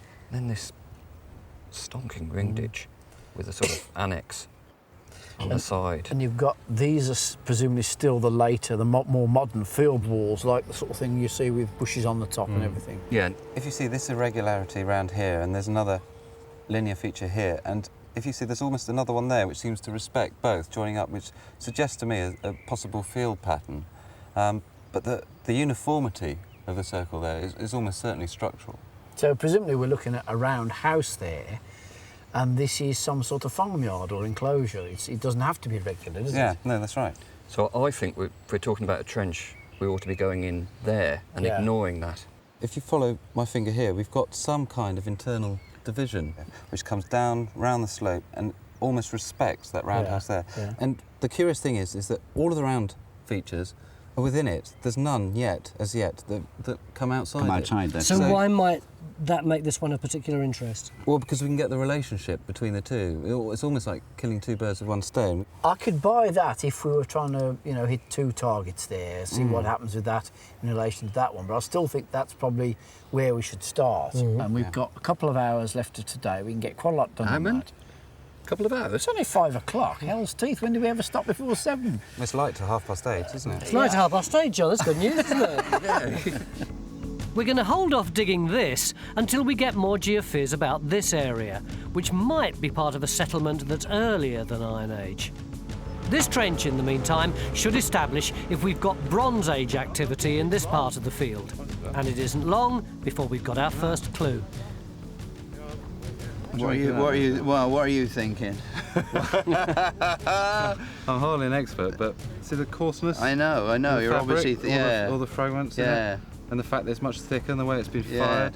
That is a lot cruder than what I was finding at the top there. Yeah. Go on, put a date on it. Well, yeah. Well, that's a terrible thing you're asking me to do, but as a hunch, I'd say it's Bronze Age. Yeah, I mean... Yeah. That's what the geophysics said. Oh, what do you mean? Right, yeah. Oh, you go into dating services now, have you? We got this sus, totally. It's been another terrific day at Gear, and there's just time to check on how Carenza's got on at Caervalach. Hi there. So, we're in this figure of 8? Yeah, we're by that trench there. And what have we got? Well, it's very difficult to see anything in this trench in terms of what the geophysics produce, but we've got this spread of stones in the trench here, which we think might be the very top of a large pit. The really interesting stuff we have had coming out of here has been the finds. We haven't had a huge number, but almost every single one of them has told us something really interesting. But the brilliant thing, the really, really interesting thing that we found is that. That? I knew I'd have trouble convincing you of this. You have a look at it, see how shiny it is, touch it, feel how smooth it is. Oh, it is, isn't it? Yeah. And there's the same surface there. And what this is, you can see the lines of those two things. It is the tip of a blade of a polished flint axe. And in the Neolithic, 4,000 years ago, these were your £150,000 sports car. These are the big status items of the time. Neolithic. And what about those polished stones? Are they Neolithic too? We don't know. We're thinking they're Iron Age, but that's before we found the axe. But the really important thing is there's no flint locally. This has come from a long way away. It may have come as a really important gift from somewhere as far away as Kent. Chris, what are you doing peeping up and down our trench? Well, I'm just trying to find out how magnetic the soil is on the surface here, Tony, to see if there's definitely a pit here. And the good news is that in amongst all these stones, I think that the readings are very high for here and there must be a big pit. Hopefully there'll be a lot more to come. Given what we've already had out, that beautiful axe, what else might come out of here? So we've only just skimmed the surface here, and it looks as though maybe the whole reason why this site was so important in the Iron Age was because part of it, and in particular this part, may have been high status for 2,000 years prior to that. One day left. Beginning of day 3, welcome back. Here are our 2 hill sites. There's the little one there, and I'm in the big one. Most of the activity is taking place here, but I'm now at the far end here. I've been brought down here by Stuart, who's desperately excited about something, as he always is on day 3. What is it this time, Stu? Well, I think we've got the entrance into the enclosure, Tony. Fantastic, well, where? Well, just there. I mean, the reason I wanted to come here was that we've walked all around the circuit of the earthworks, and although it was originally hidden by trees, there was a definite gap through the earthworks there. Plus, we had this air photograph which shows a crop mark of a trackway coming across this field here. Now that trackway came across this field here, but you can't see it now because this photograph's taken at a different time when the conditions aren't right for showing the crop mark. But in the wood you can actually trace it as a physical feature, a hollow way down the slope leading to the estuary at the bottom. So I'm an Iron Age man and I'm just coming out of the gate. What would I see ahead of me? Well, amazingly, you'd see the next significant enclosure, which is Castle Pencair. And that would be visible as you approach the entrance, but as you go through it, it disappears. So it does seem to be significantly placed in relation to the next big site like this. Would there have been gates? Oh, there have been quite large gates here, probably wooden structures. There may have been stone because there's a rock-cut ditch here, but that's what we were hoping to find that out. What have we got in the trench? Charlie, can you explain to Tony what we've got? Well, at the moment it looks as though we've got a rock-cut causeway across the ditch here, which was left in where the ditch was excavated. And it looks as though it's possible here we've got the end of the ditch coming round. Right. With the entrance then coming through here. Finds often turn up in the ends of the ditch where the ditch meets the causeway. So we're still hopeful that we might get some dating evidence for the construction of this huge enclosure. Our ever-expanding geophys plot continues to show signs of settlement over thousands of years. And our job of trying to find out which squiggly line belongs to which period isn't getting any easier. Yesterday we put in a trench over this enclosure, and it's produced pottery that looks to be Bronze Age or earlier. Because this enclosure appears to be linked to another one, we're going to assume that this one's early too. Ian and Mick have decided to place our last trench here, to see if this is an even better preserved roundhouse sitting inside a big Iron Age boundary ditch. You've done a lot of geophys over the last 3 days, haven't you? You tell me. Are you exhausted? Yeah. But you've still got more to do? We've got this triangle in here to finish off. Do you want a hand? What, you? Yes. I'll do it. OK.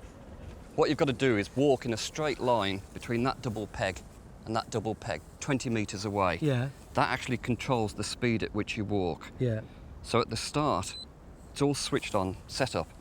You flick that switch, and then you hear the sound, and you have to walk at that pace, constant pace, so that by the time you get to that other double peg, it's come to the end of the line, Yeah. and it stops beeping.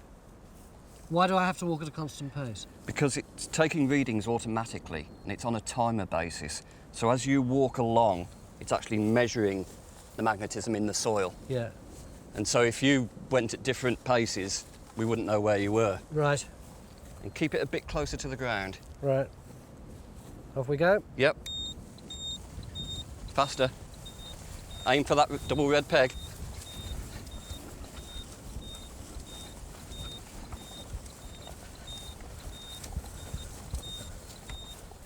It stopped. Oh, not bad. It stopped. In the middle of the ploughed area, we're still investigating the Iron Age roundhouse we uncovered on day one. Here to help us make sense of it is Iron Age expert Henrietta Quinnell. You've got, particularly the pottery. Right, well, it's all got very interesting indeed here. We've got a very long, narrow furnace or kiln or something like this coming through here. Phil was looking at it earlier.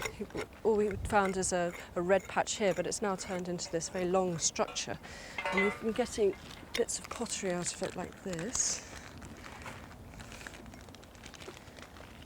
Oh yes, well that's a nice rim shard, definitely later Iron Age, possibly really quite late in the Iron Age. Very good quality, you can tell from the thinness of the wear. But you would see that as right at the end, right up against the sort of Roman conquest time, would you? It's certainly of a quality which was occurring at that time, yes. Right, yeah. right. But it doesn't really tell us what this is, though. That's what we're trying to find out. Well, is this not inside this house, though, Kate? It's inside the house, and what's interesting is that it's aligned straight towards the entranceway, so it looks as though there might have been a through draft. So show us where the entrance is. The entranceway is here. This is one end of the wall, and this is the other. So it's about 3 metres wide. You come through here. As a reminder of what Iron Age buildings looked like, Phil and Peter Reynolds have gone to visit a reconstructed roundhouse at Bodrifty, about 20 miles away. I mean, you get something like this, and our site suddenly springs to life. You imagine dozens of these all over the hill fort. The big difference with this house is that it's built in an area where granite's available, whereas the walls of roundhouses at Gear more likely were built of earth and faced with small stones similar to a Cornish hedge. The Cornish hedges, you know, where you've got two sets of stones either side and an earth infill, what would that leave archaeologically if you were to plough it out to hell and back? Oh, yeah. It would disappear, wouldn't it? All that skillet would smash down into the tiny bits we find in the soil. Yeah. Right, the soil would be distributed fairly evenly through time, and all you'd have is the foundation bit, which is what we've got. Right, shall we go in and have a look at it? Let's have a look inside. The size of this roundhouse is similar to the one Kate is currently excavating. As you can see, the roof doesn't have a hole in it. The smoke from the hearth would have gradually seeped out through the thatch. Yeah. Now, we've got a beaten earth floor. Good functional floor. A really good floor. And then in the middle, the hearth. But the thing that really saddens me on a site is that we've got this beautiful building. Yeah. We've got no evidence for that at all. None. And yet from an excavation point of view, it gets worse because we wouldn't even get the floor. It's all been ploughed away. Yeah. And the only thing we're going to get is the magnetic anomaly from where the fire was. The very base of the deepest features. Yeah, that's all there is. And at Gear, we're still thinking that the deepest feature might be the remains of a furnace or kiln. Mick, you should come over here. This is absolutely fantastic. While we've been chatting away, Joe's just uncovered this. It looks like a whole plank going into the furnace. There's a grain on it, can't it? So almost the last charred piece of wood. Yeah. But if that's continuous grain, it's a very substantial piece of wood, isn't it? Yeah. I don't want to throw a spanner in the works. It does make you wonder whether, in fact, we've been interpreting this the wrong way and whether we've actually got a timberline feature which has happened to catch fire with all that draft coming through the entrance. There's so much happening at Gear that it's easy to forget we're actually investigating two sites. At Caervallic, Carenza's found more pottery in the outer enclosure and wants to know if it's 4,000 years old and goes with the fragment of Neolithic axe she found yesterday. Well, I certainly think it's very nice. It's got a superb decoration of curved incised lines. I don't know if you can see it in this light, but you've got a double line there and a double line there outlining a kind of leaf shape, a kind of curvilinear pattern, and this is entirely distinctive of southwestern decorated ware, the pottery which is common down here from about 300 BC onwards. So it's Iron Age. So I'm afraid it's Iron Age, but it's very nice Iron Age pottery. This southwestern decorated ware comes in a variety of forms. This is very good quality. Some of the decoration is entirely geometric. So what on earth is a Neolithic axe doing in an Iron Age trench? Well, the axe is definitely Neolithic. That doesn't change that. And I guess what must have happened, there's some high status activity. There's somebody important up here in the Neolithic, because that piece of axe fragment hasn't walked up here by itself. Someone's owned it. So I still think this site is 4,000 years old. We've had high status activity going on here sporadically in the Neolithic. From what Henrietta says, the Iron Age pottery is very nice. And the great thing is we've now got a definite date for the feature. We found that pit that we were looking for with the geophysics last night. It's full of this pottery. So we've now got a really accurate date for it. And that's brilliant. And just look what's coming up in the bottom here. And you see we've got masses of this pottery just lying here. Huge lumps of it. And there's much more of it back in the section as well, just lying on the bottom of this pit. And it could just be the rubbish that's been thrown down on the bottom of the pit, or who knows, maybe it's all one vessel and it's a vessel that's been sort of offered to the gods in a pit.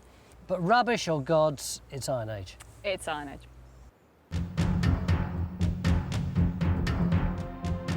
So what we've been able to discover at Caervallic is that it appears to be dotted with Iron Age pits full of high-status pottery. Iron Age jigsaw coming up here. The puzzle is that we've found no trace of any roundhouses here, although who knows what a trench across some of these other geophys signals might have revealed. We've run out of time on this site, but we have achieved our main objective. We've proved that both enclosures at Caervallic date back to at least the Iron Age.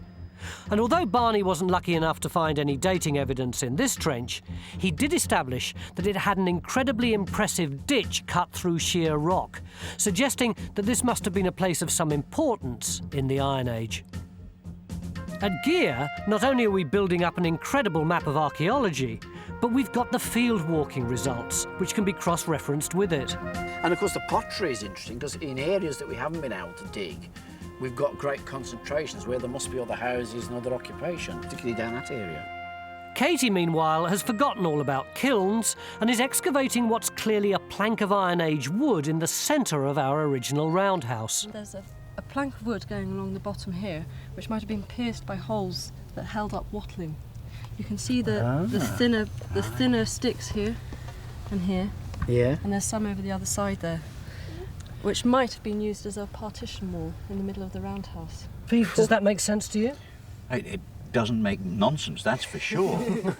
The experts have to admit they've never seen anything like this before inside an Iron Age house. Normally, wood doesn't survive.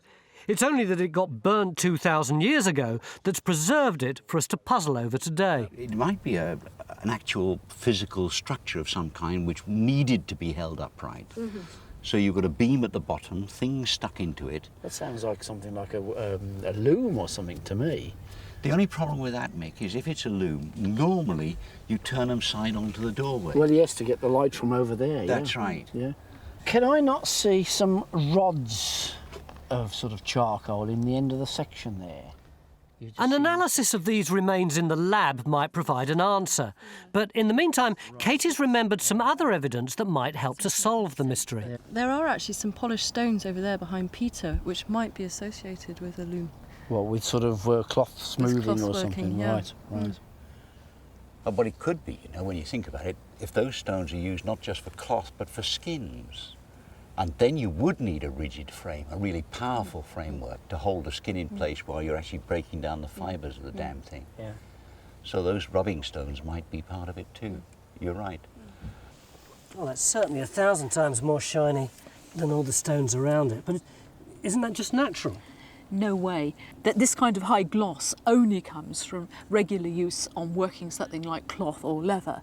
So it could have been a plank of wood seated in the ground, holding perhaps a frame like this, in order to carry out an activity that must have been commonplace around here in 300 BC.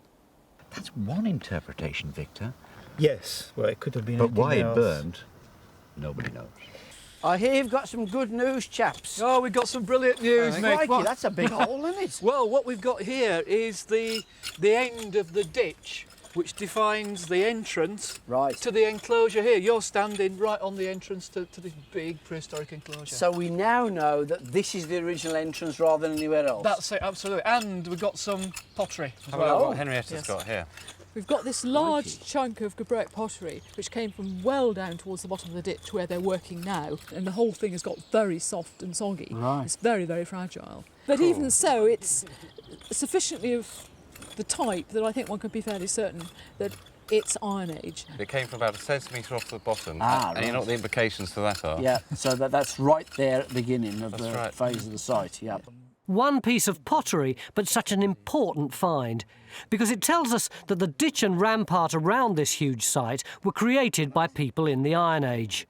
But why did they need such a big centre at Gear? Stuart's convinced this huge enclosure was a meeting and trading place designed to be seen for miles around. The gear enclosure tilts down. It's actually on a slope, facing this direction quite deliberately so it can be seen.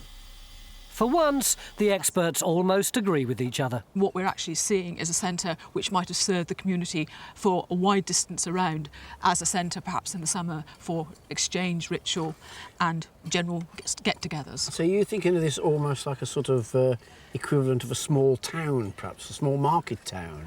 Something like that, yes. I think I agree with Henrietta that it's a settlement, it's not a hill fort.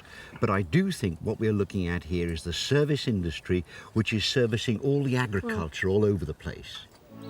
We're almost out of time, but we've now unearthed a second roundhouse and established that the Iron Age occupation stretches across this enclosure. This roundhouse is better preserved and full of some of the highest status pottery we've seen at Gear. Most importantly, we've found evidence to establish that both Gear and Caervallic were in use at the same time. Do our experts have an opinion of what Caervallic was used for? Could we play a game and say that this is for the people? Caervallic could well be that small round, could well be the impressive centre for the big man of the area, the Mr. Big. Well, you could play that game, or you could say that the Caervallic was more for an elite of whatever kind within society. You wanted to know something about these two sites. Well, something would be nice. We know so much more than we did, 3 days ago, was Yeah. it? It seems like a lifetime, but it was only 3 days ago.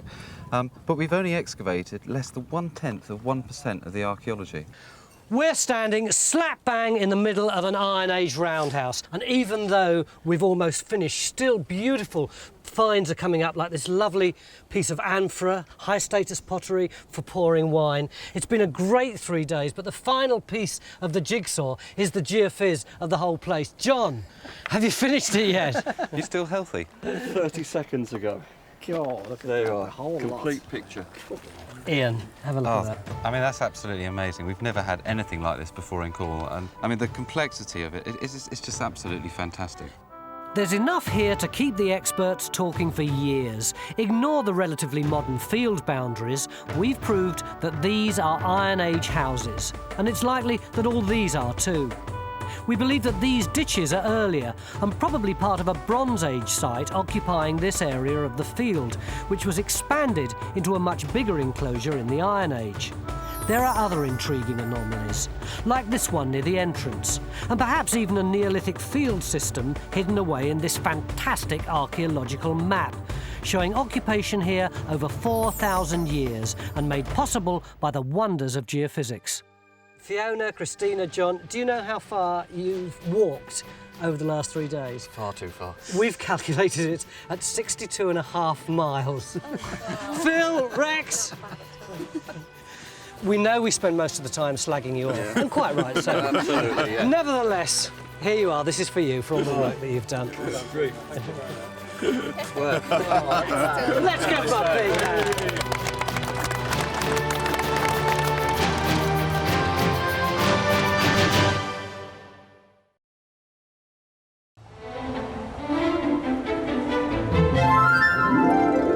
This slope could once have been part of an ancient capital in a rather unlikely place, the Ely housing estate here in South Wales. The hill is called Caerau. It's pretty mysterious and no one's ever dug it before, but it may well once have been a vital fortress for the Welsh tribes who lived here 2,000 years ago. This mighty fort built on a hill may have been the centre of power for this entire region. I'm really excited about it, Tony. Untouched by spade or trowel for centuries, will we be the first to unravel its secrets? So I'm hoping... Whoa! That's a little clearer for you. Oh, I can't believe it. It's down to our team of archaeologists to solve the mystery of this hill. Could this be the long-lost capital of South Wales? And if it is, will we be able to find it in 3 days? See, the thing about long-lost places is you never quite know what you're going to find, do you?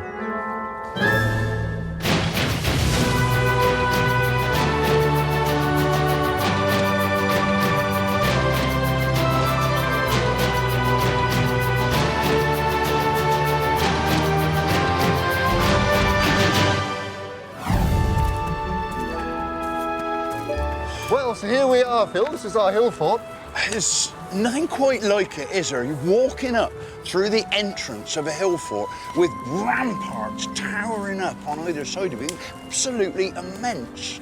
You know, it's a big hill fort. It's one of the biggest in South Wales. You know, it's a major centre. Yeah, but the thing is, Neil, it's big, so we've got to get cracking. Absolutely. Oh, now come on, Phil. Ordering. Also making their way up to the fort are our geophysics team. Their task to survey this vast hilltop in search of an ancient tribal centre that may lie hidden here. Oh, wow. You wouldn't have thought it was this open up here when you're clambering up the ramparts, No, would you? you wouldn't. So this is about 5 hectares. That's 10 football pitches in Old Man, isn't it? Yeah, yeah. Caerau, which means forts in Welsh, overlooks Cardiff, capital of modern Wales. Built atop this massive hill, trees now cover the spectacular earthworks that give our site the classic profile of an Iron Age hill fort. But more than that, its size and commanding position suggest that it could have been the old capital and busy hub for the Welsh clans of the area. Time Team site director Francis Pryor has seen what he believes could be an Iron Age ditch, and it's got him very excited. I mean, look, you really see it's incredibly clear over there, isn't no, it? it's really nice ditch. Oh, I mean, see the bank on your back. Francis, you're the boss this week. Is this place really as mysterious as it's cracked up to be? Well, I don't think it's mysterious, Tony, so much as unexplored. We know it's a hill fort. It's a hill fort, so it is Iron Age then? Yes, it's Iron Age. That gives us a lot of time to play with. You know, is it started at the beginning, you know, 600, 500 BC, or has it started much later, 300, 200? It could be, either one. What sort of thing are we expecting to find? Well, what we're looking for, Tony, is where people actually lived. I mean, that's our main objective. But initially, we want to find the earliest feature on the site. And I think our best bet lies really just down there in that ditch. I mean, you can see it as clear as anything. We're going to do the geophys first, though, surely? We don't need geophys. Francis, 20 years of Time Team, we geophys and then we dig the trench. We are going to be doing a trench here. Hang on a second. You've got a cane here. Yeah, and one right over there where you are. This is a zonking great trench. It's a zonking great ditch. Yeah, the thing is, Tony, we've got to get on and dig it. Yeah. So would you mind please going somewhere else? Oh, yeah, blame me, won't you? You and the three of you were just wandering around in the grass. temptation to dive straight in at Kairai is too much for any red-blooded archaeologist to resist. This huge site could date back to the beginning of the Iron Age in Wales, as early as 800 years BC. If this was an Iron Age capital, our ancestors would have lived here in large numbers and left evidence behind. Ditches are a good place to look for artefacts that have rolled in or been thrown away. Francis is convinced the curving ditch he's digging is Iron Age. The turf's barely off, and it looks like he could be right. Very often what happens with Iron Age ditches, you have collapse over the years coming in, and so, I mean, your actual edge of that ditch is what? Twice as far back as we reckoned? Yeah. It's very encouraging, you know, nice wide ditch, natural appearing over there, bank. It's just what we expected. Clues to the importance of this site lie all around us. Ramparts.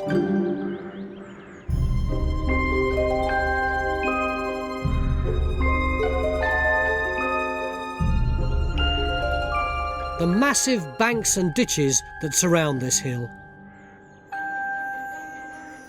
They're part of what's always drawn Iron Age specialist Neil Sharples to Kairai. For years, he's been dying to dig here. We've been talking blithely about this place being a hill fort, but we haven't actually said what a hill fort is, have we?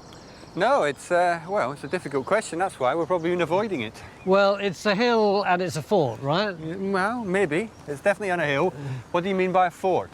Well, somewhere where there are soldiers, somewhere where there are defensive structures. We can see that there are ramparts here, can't we? So what were these ramparts for? Well, I think at a simple level, they're creating an enclosure that defines and gives identity to the people who live within it. Defining a community seems like a bit hippy-dippy to me. Well, no, it's people in the period before this, in the Bronze Age, people were living in small farmsteads in the fields, in the landscape. The end of the Bronze Age, there's a major transformation, and people gather together at these places, probably quite special places, and then they surround themselves in these ramparts and ditches. But why would you define yourself in such an incredibly military way? Well, it's not necessarily a military way, that's the way you look at it. I'd be very, very surprised if we found a spear inside this hill fort, or any weapon. You're making it sound like something built by social services. Look, just because it took a lot of people to build it, it doesn't mean that it was a community project, does it? It's a big statement of a sense of belonging, and it's a sense of pride, community pride. We are a community who's strong, vibrant, we've got lots of resources, we've got lots of manpower. You know, we can build a major, impressive monument that's going to really put all our neighbours into the shade. They're going to look at our ramparts and say, gosh, that's impressive, I don't want to tangle with them. They are a really important group of people. The geophysics team is using magnetometry to survey Kairai. It's a technique that uses magnetic waves to locate disturbances deep in the soil. We're looking for circular features, traces of Iron Age roundhouses that may have lain buried for more than 2,000 years. Francis has asked the team to survey a strip running across the middle of the hill fort. If there really were lots of people living here in the Iron Age, there should be evidence in the geophys. And the first set of results are already in. This is what we've got. Now, we did have a bit of a wish list this morning, which was going to be lots of archaeology, possibly some ring ditches. Yep. So how many of your wishes have you fulfilled? Not quite as many as you'd have hoped, I'm afraid. Like none? Yeah, we're verging on that. It's up for debate. Francis, you wanted roundhouses. Yes, I did. Yes, it's not exactly Iron Age London, is it? Not really. I mean, am I imagining something, or is that something there? Tell me there is something there. Tell me, come on, Jimmy. Tell me there's something there. All right, yes, there is something curving through there. Well, can you drop us in on that? I think I can manage it. Yeah. Okay, let's go for it. It's not much to go on, but then Iron Age archaeology isn't for the faint-hearted or the short-sighted. Roundhouses, the typical homes of the period, were made of wood, mud and thatch, and after long centuries rotting in the ground, there's not much left to see. While Phil's opening up Trench 2, back at our first trench, Francis is hoping his archaeologist's gut instinct has been proved right. If this really turns out to be an Iron Age ditch, it'll help us date the hill fort. Well, I think we've got a ditch there. Yep, no problem. So that's your ditch, Matt. It's not exactly defensive, is it? No. The grey silt that we thought was the ditch fill actually is the top of this natural boulder clay here. So we carried on back this way, and you can see the dark ditch fill there. Oh, it's really clear. Lovely edge there, and it goes all the way to here. How deep do you think it's going to be? I mean, I've been nibbling away at the edge along here, and it's going at about 45 degrees, so you may be talking maybe half a metre deep, if it follows that. And no fines, anything like that? Absolutely nothing. I mean, the fill of this ditch is really solid. It's almost the same as the clay there, so I think it is very compacted and very old. But the proof is really going to be in the excavation, isn't it? Yeah, it will. Get cracking.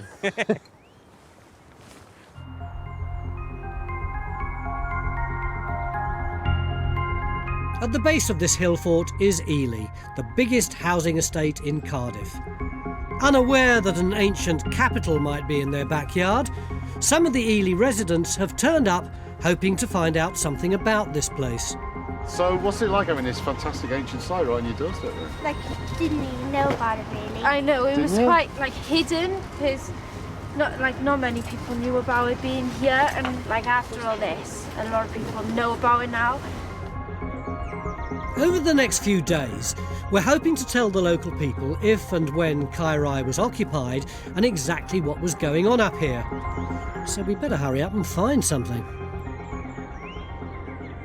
One of the archaeologists just called me over and said, there's a house in Trench 2, a house in Trench 2. So I came over here and look, there's swathes of brown soil and a few stones dotted around. Where's your flipping house, mate? Actually, I couldn't have put it better myself, Tony. There are swathes of brown soil, but it really takes the eyes of a skilled archaeologist to actually pick out what's in the trench. Well, we've only got you here. Well, I'm going to have to do then, aren't I? Look, if you remember that when you looked at the geophysics, do you remember there was that curving thing which we thought was probably the wall line of the roundhouse? Well, we think we've actually located that in this trench. The giveaway is you've got one edge coming along there. You can see on this side it's somewhat grittier, and then in here it's clayer, and you've got the other edge coming around here and swinging round in this direction. And we think that that is either the foundation of a roundhouse or maybe a drip gully. We're looking for a huge community, aren't we? Yes, but huge communities live in houses. Yeah. If we're right in thinking that this is our house, we are beginning to actually get a grip of that community. It is all a bit tenuous, isn't it? It is not tenuous, you old cynic.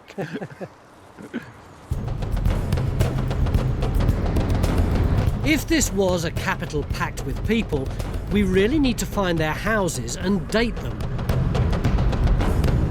Francis thinks that dwellings next to the ramparts could be better preserved, because over time, soil tumbles down onto the houses, protecting them from later ploughing. Jim! Afternoon. Got any more results for us? Certainly have. You'll remember, Francis, that after this morning's efforts, we were sort of grasping at straws, hopefully. Whoa! Is that better? Is that more what you were after? Right. Oh, I can't believe it. We got what? 1, 2, 3, 4, 5... What? 6 roundhouses, I guess, there. Optimistic, but I'm with you. Yeah. I mean, I can't tell you, Jimmy. I think that is... And you may change your mind overnight, but at first glance, where do you reckon you'd want to dig some more? Well, obviously, go for that roundhouse. It's obviously in such good condition. 10 minutes ago, we had a drip tray, and now we've got practically a whole civilization. Well, we'll have to prove it to find out, won't we? And that means digging tomorrow.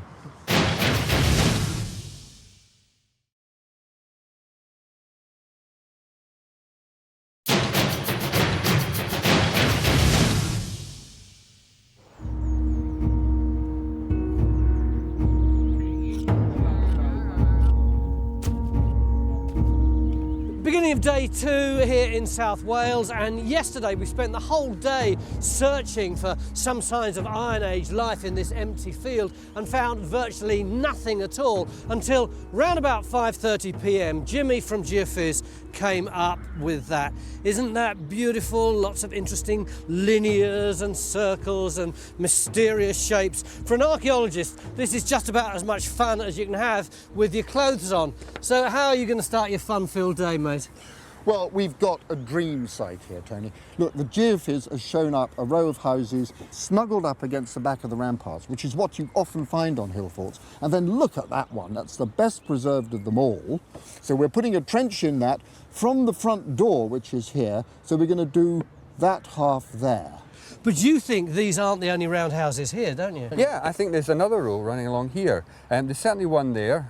There's another one in there. Another one there.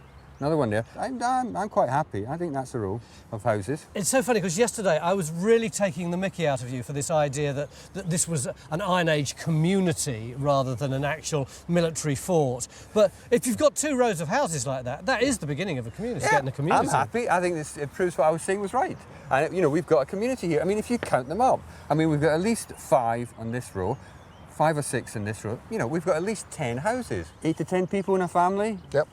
So, you know, that's 1,800 people. Yeah. And that's just one corner of our field. That's one corner, yeah. Excellent. So, you know, I'm really happy. I think that's... But we've got to find something, Tony. We haven't found anything yet. We have. Yeah, that's we true. found burnt limestone. stone. Yeah, OK. Well, Well, burnt stone. Yeah. We're quite excited. We're quite. Only an archaeologist could get that excited about this amount of burnt stone. The burnt limestone, together with our stunning geophys results, have convinced Francis that he's found an area that was very densely populated by Iron Age standards. It could be the first step to proving that Kairai was a very important site.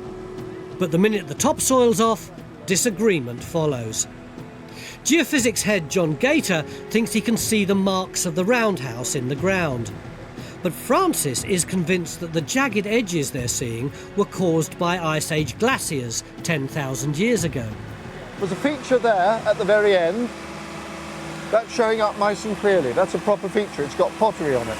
There's nothing in there which is archaeological, honest. Look at the edge of that, John. See the way it wavers around like that? That's cut by ice. I think that is the ditch of the roundhouse, and that's the break, that's the entrance there. So the green is the edge of the trench where we're standing. Yeah. And that anomaly there is that anomaly, and you're saying that's glacial. Yeah. And so it's pure coincidence that is at the end of that ring. Yeah. Well, I don't believe you. You don't? No. Well, I'll take my hat off to you, if it is. No, it is, John, it is. There is no archaeology there, take my word for it. So we'll have to come back here then, and then once we've found it, we can follow it, if we want. But I think the key thing now is to find it, because we're lost until we do. If Francis is right, we haven't got our roundhouse yet, but he's not giving up. He's now extending the trench to try and find it. Wasted my time.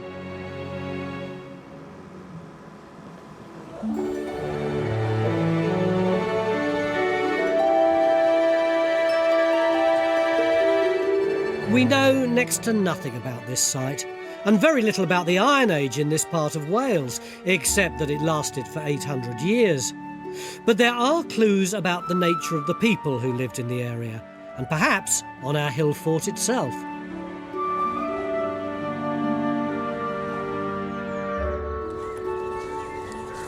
It's a beautiful map, isn't it? It looks like Middle Earth. It's a cracker and it does a bit, doesn't it? What does it represent? Well, what it's showing us is the Iron Age tribes of Wales, or at least it shows us how the Romans described the Iron Age tribes of South Wales.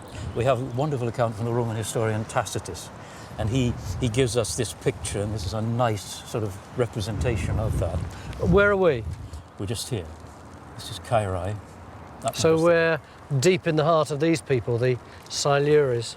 Absolutely in the heartland of the Silures, that's right. What do we know about the Silures?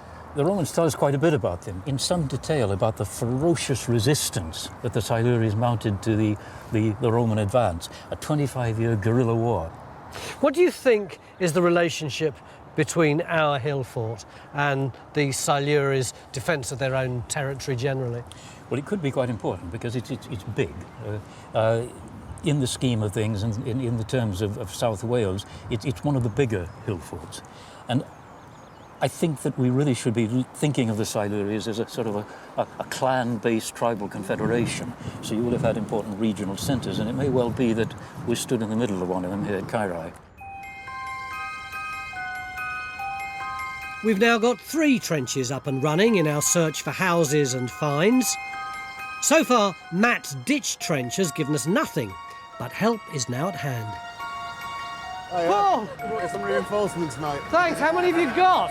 Huh? How many have you got? Oh, a few. Right. The kids from Ely are coming to dig in our trenches. Maybe they'll bring us good luck.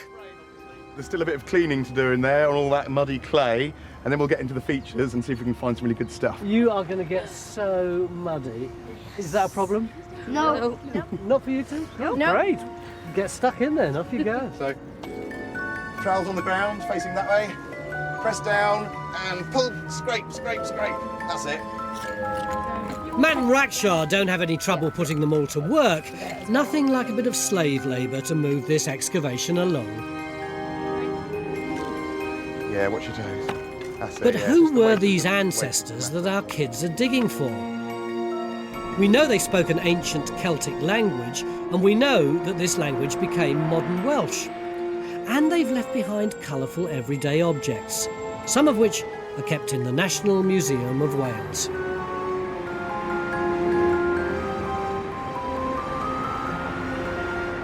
Hi, Ashley and Kaya. Right. We're taking 2 of our diggers, Ashley and Kaya, both Ely born and bred, to see them. But you need to put your gloves on. Kaya hasn't given us any finds yet, but some of these Iron Age artefacts were found close to our fort. This stuff is 2,000 years old. These objects here are all from one hoard. They were all found together. People have actually brought things together, deposited them, put them into the ground, maybe as a sort of a ritual act, giving them to the gods. And a lot of these hoards from this part of the world, they relate to horses. So I think we can say horses were really important to these people. And if you can imagine, you know, big carts, chariots, with those things mounted in the horse trappings, you know, would have been really colourful. And that really does say something about how sophisticated they were. And I think that's important for us to remember. Can you see this over here? What's this? No. That's a Iron Age pint in it. Big mug, isn't it? A tankard. It's the right idea, yeah. I think it's a little bit more than a pint. Yeah, about 4 pints. 4 pints. That's a lot. And I think the idea is, isn't it, Ray, that they used to share these. I think you'd want to share that round a bit. Yeah, it might be a bit much otherwise. These precious objects tell us that the Iron Age people from this area lived lives full of ritual and colour.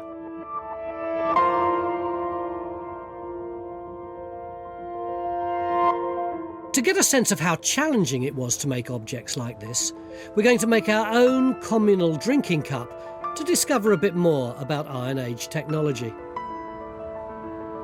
No, that's excellent.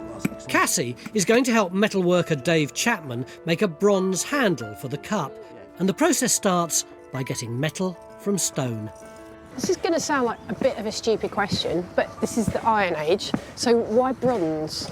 Well, they're using the bronze quite extensively as a decorative metal. It's a really beautiful metal that takes lovely shapes, and you can cast bronze, whereas you can't cast iron. So you can get really nice decorative shapes. So any shape you can make in wax, you can then cast into bronze.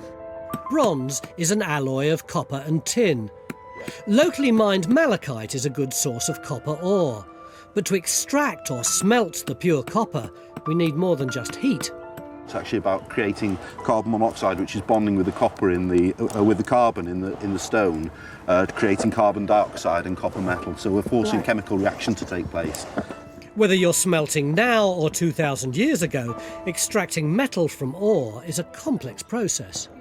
That's it, yeah. Dave's using raw material from the local environment. in this case turf from our trenches, to control the gases inside the furnace. The carbon monoxide reacts with the ore, separating it into pure copper and the waste product, slag.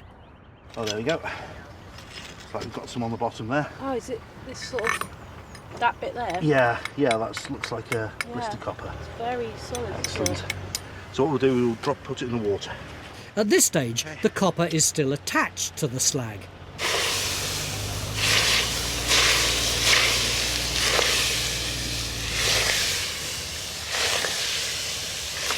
Oh, lovely. Really there we have. solid, isn't it? After cooling, the copper can be knocked out. There you go.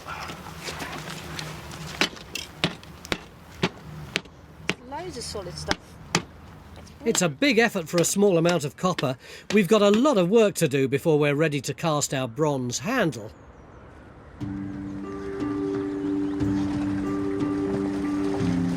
The cup is underway, but it would be great to find a real Iron Age artefact. And it looks like Francis's first hunch about where to dig was a good call. Francis, the whole field is abuzz with archaeologists saying that at last we've got a significant find. Is this it? It is, Tony, and it is a cracker of a find. I am really excited about it. It looks just like a piece of rock to me. Well, it is a piece of rock, Tony. It would have been a much larger piece of rock. This is a quern. It's a corn grinding stone. One of the things about these querns, right, is that they were quite sophisticated bits of kitchen equipment. Go on. This would have been part of a much larger thing. So this is the top stone. I mean, there'd been another one at the bottom on which it would have rested like that. And then you pour this grain through that groove there, which is actually a hole. Oh, you can really see that curved shape in there, can't Yeah. you?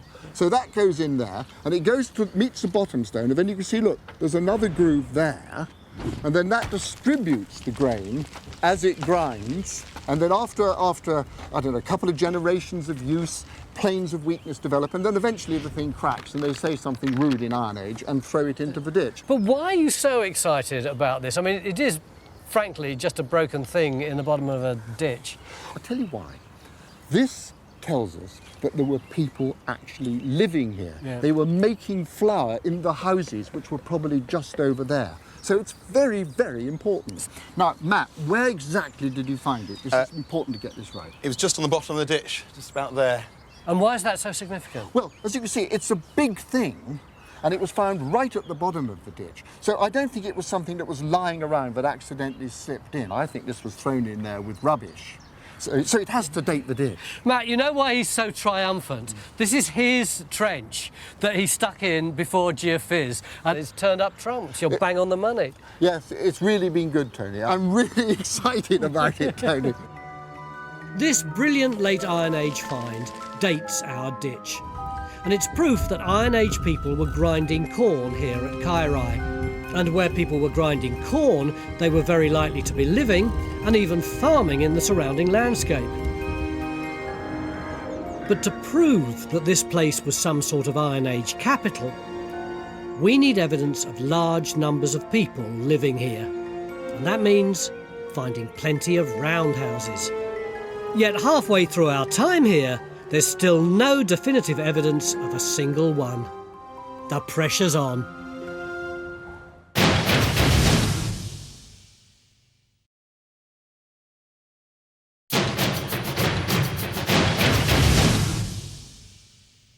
We're at Kairai Hillfort in South Wales, a massive unexplored site. We're looking for evidence that this place was once some sort of Iron Age capital. We're halfway through day 2, and even though we've got this fantastic geophys, quite frankly, what's been coming out of some of our trenches has been less than inspiring. So we're putting in trench 4 here over the oval enclosure, which you can see on the geophys. And this is right at the entrance to the whole Iron Age hill fort. So hopefully we'll get something here that's pretty exciting.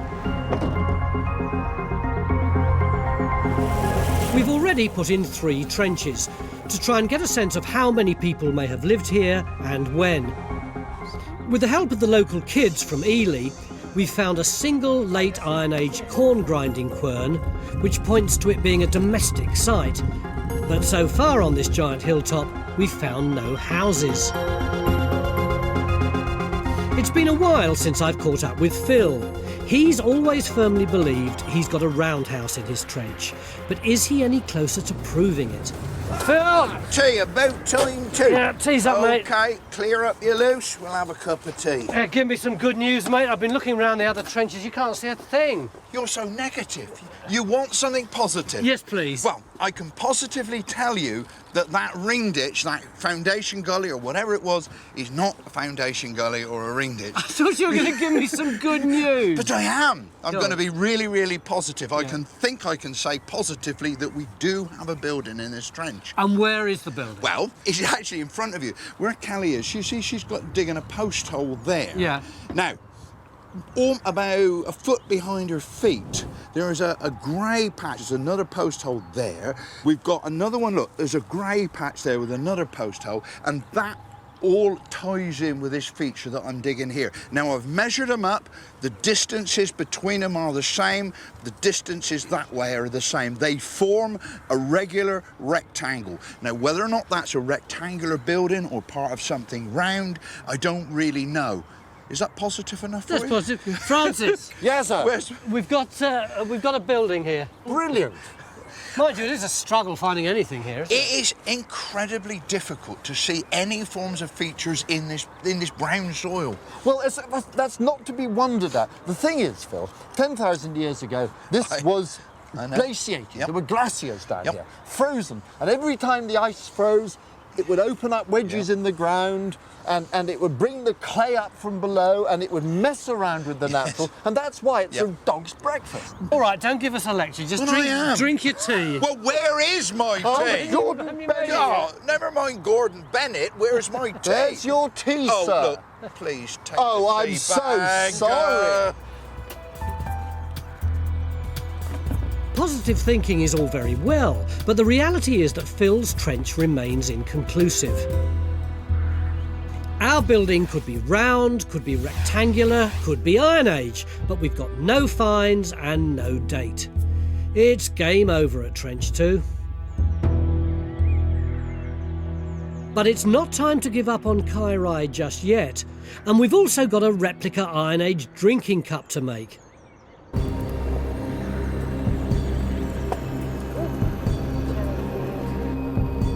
Dave has added a small amount of tin to the copper we smelted earlier and is melting them in a crucible to make bronze. It's almost ready to pour into moulds which contain wax replicas of the handles at the Cardiff Museum. So is it ready, Dave? Getting there now. Yeah, it's good and hot from over here. I always think this is a very magical process. It must have seemed so then, mustn't it? Must have done, mustn't it? Even after thousands of years, you still get excited by it. Yeah. Thousands of pulls. You can imagine that the people who did it must have had really high status in the community. I should think so, yeah. And kept very quiet about how you About how actually you do did it, it. yeah.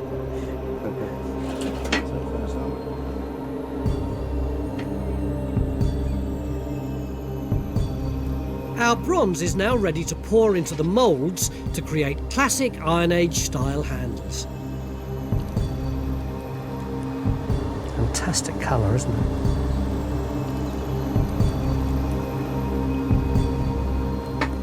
How long before it'll cool down? Oh, about 10 minutes, something like that. You can see the bronze has a consistency of chocolate in this at this temperature. Oh, yeah. Good, good. There you go, Tony. Perhaps you'd like to do the honours and knock it out. With this side? But gently. Yeah, gently, because it's gently. very pretty. Oh, yeah, it is fragile, isn't it? There's our casting. Yeah, can you see the edge of the castings there? That's Yeah, good. yeah, yeah. Let's go.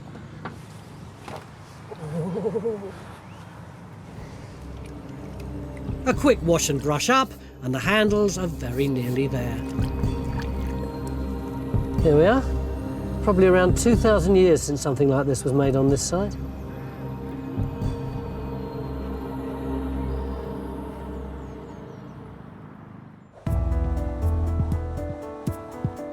"2,000 years ago, Kairai would have looked very different. Tree cover is hiding its most dramatic features. Its ramparts can only be seen using modern LiDAR techniques, which involve firing laser pulses from a plane at the site. These allow us to see through the trees and reveal the giant banks and ditches. Whether, as Neil has always believed, they were for showing off or were defensive, the one thing these ramparts definitely do is ensure people enter through the front door.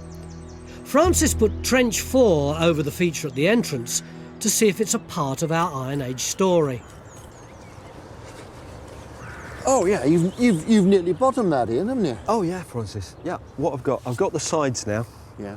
And these stones are lying on the side, and the bottom's probably underneath these stones down here. Fantastic. I mean, those stones strike me very much as if they're in situ. They're placed there almost. Oh yeah, they're not tumbled in. I mean, these have definitely been placed on the sides of the ditch all the way round. There's one behind me as well. What sort of date is this? Well, we've got two bits of pot out of this. We've got one which is almost certainly Roman, that one there. That's out of the top. Yeah, this is Roman, isn't it? It's fairly hard and fairly fresh. And then we've got this very delicate handmade piece there. Yeah, that looks Iron Age. And the Roman one's nice and fresh, and this is fairly weathered. That's been lying around on the surface, hasn't it? Almost certainly, yes. Yeah, well, that leads me to think that this is almost certainly Roman, wouldn't you agree? It's looking that way, and interestingly, I mean, we've got also what look like two post holes here, either side of the entrance. So they could be gate posts? Could be gate posts or maybe fence posts. Yep, it's looking more and more like a Roman farm. But of course, when we say Roman, we actually mean the Romans would be actually the same people as were here in the Iron Age, just wearing Roman clothes. Yeah, Romano Welsh. Romano Welsh, yeah, smashing. A Romano-British cattle enclosure at the entrance to our fort is not what we wanted. When we say Romano-British, we mean the period that follows the Iron Age, when the Romans occupied Britain and our Welsh tribes had started to absorb Roman ways. But at least we found more evidence that this site was primarily domestic. To be honest, we've all been a bit disappointed today at the lack of finds. Of course, there have been some, and what they've done is to prove that this is definitely a late Iron Age site. But that's about it, really. The truth is that from this huge site, this massive hill fort, the closest we've got to the dense population hinted at by Geophys are a few undatable post holes. Have we been digging in the wrong place?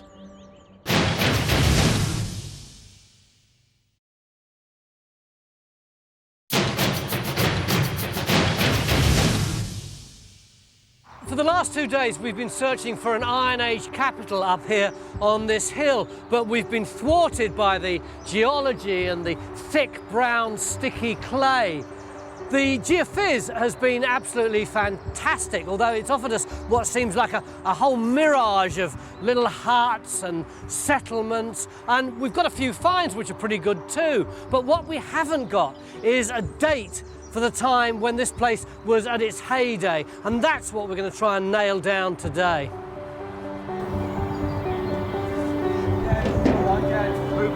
If there were large numbers of people living on this fort, they would surely have left evidence of their daily lives. But we're simply not finding it. So Francis has come up with a new plan that involves looking for Iron Age ovens.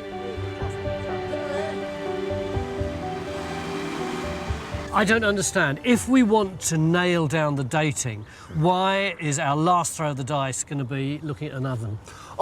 Because, Tony, we've done that end of a site, we've done this side of a site. What we haven't done is this huge area over here. The middle. The middle, yeah. And that is covered, as you can see on the Geophys, by these oven kilny things. All right. Do you think that by the end of the day you can give us some robust dating? We are employing the right techniques to do it. That's not an answer, really, is it? Yes, it is. It's a very political answer. It stank of politics, that answer. Should we get the digger back on? Yeah. OK, Carrie. Whether they're ovens or kilns, these features showing up on the magnetometry could be a sign of a busy, occupied part of the site. So it's our last-ditch effort to find more evidence of occupation at Kyrai and an exact date. But when Matt actually digs some of these hotspots, the anomalies turn out to be Romano-British slag, proving that lots of people were working up here during the Roman period, but it doesn't help us in our search for our Iron Age people.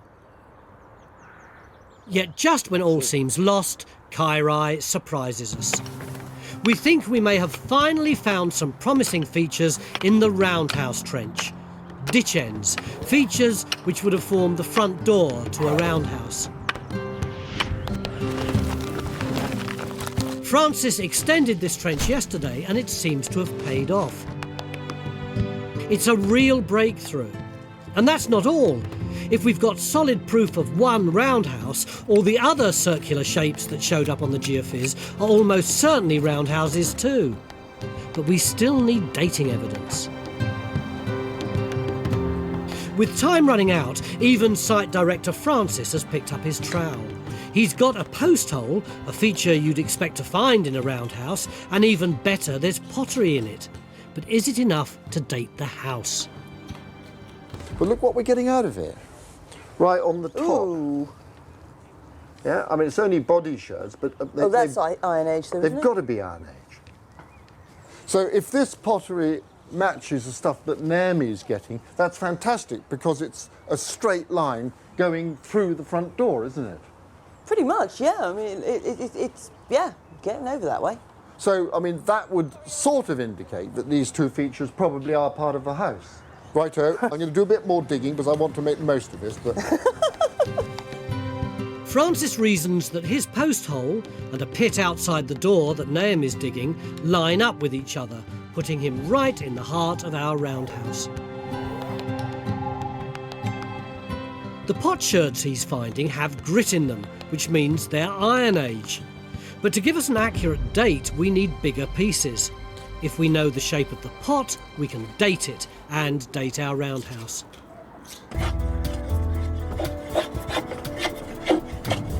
Our Iron Age communal cup is almost finished.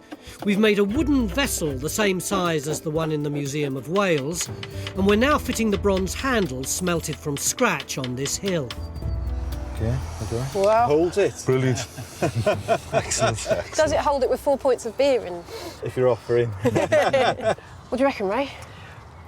I think it's cracking. It's a wonderful object. Congratulations to both of you. It tells us something about these people, doesn't it? Talks about communal activities and feasting. You'd hope it was communal, because if you had that to yourself, you'd be quite ill, I think. Yeah, absolutely. It might be tempting to try, but I think you'd probably want some help with it, wouldn't you?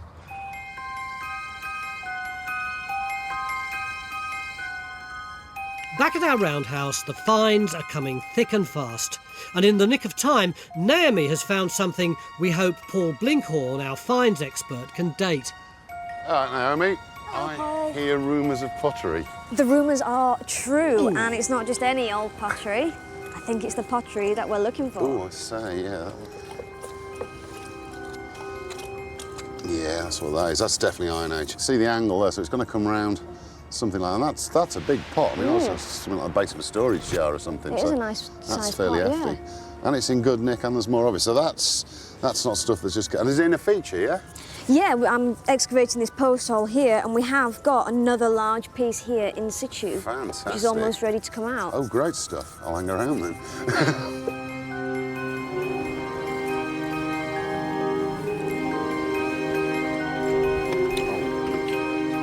Naomi has found a large section of pot from a post hole at the entrance to the roundhouse. Oh, nice one.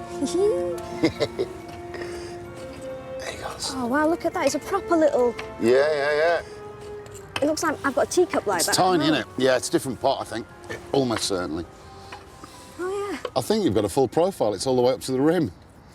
I hear you've got something interesting, Paul. Oh, I think you'll like this, Neil. Hey, now we're talking. Yeah, well, This is good. What we've basically got, Naomi's got a post hole down there. And so far we've had a little piece of a base of what looks like a big storage jar. That's a big vessel by the look of it. But we've also got this, and these two bits joined together. It's a tiny little cup. Gorgeous. Isn't it? And you know what? I don't think that's middle to late. You think that might be early? I think that's early. This is probably the only complete profile of an early Iron Age vessel that I've ever seen from South Wales. You're joking? There are not very many of them. No, Wow. no, they're... What struck me about it, this is interesting as well, is you've got this big sherd of this big jar and this little cup with it. It's almost like a representation of a drinking kit. You've got your big pot with your beer or whatever in, and you've got your little cup for scooping out, and it's right in the top. Oh, let me have a look at it's this. It's right in the top of a post. There's more of it still in there? Yeah. Oh, excellent. It's all nicely fitting together, isn't it? So this unassuming piece of pottery, this tiny cup with its distinctive profile from bottom to top, turns out to be the key to the whole dig. It's the most complete early Iron Age cup ever found in South Wales. Not only is it a truly spectacular find in its own right, it conclusively dates our site to the earliest part of the Iron Age. A job well done. We came here looking for an Iron Age capital. In one tiny area of our site, we found a terrace of roundhouses from the very early Iron Age, around 800 BC, that could have housed 100 people. Glaciers, later industry and ploughing make Kairai difficult to read. But if the rest of the site was as heavily populated as this one little corner, we could be looking at hundreds or even thousands of people living here at its height. Looks like our hill fort could be the ancient building co-op of Neil's dreams. It's a place where people had kitchen accidents and performed drinking rituals in the home. Our Romano-British farmstead proves that this hill continued to be occupied on into the Roman period before being abandoned. It's time to celebrate the community of Kairai, past and present. What has amazed me is the sheer length of time that this place has been occupied. How long do you think? 1,000 years. Phil? For me, it's the sheer fact that we've been able to find buildings.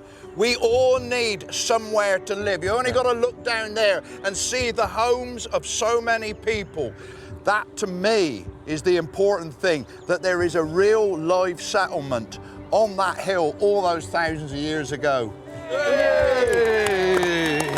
And here we have the Time Team tankard, and by us all drinking from it, we will bond together as a community. Lovely.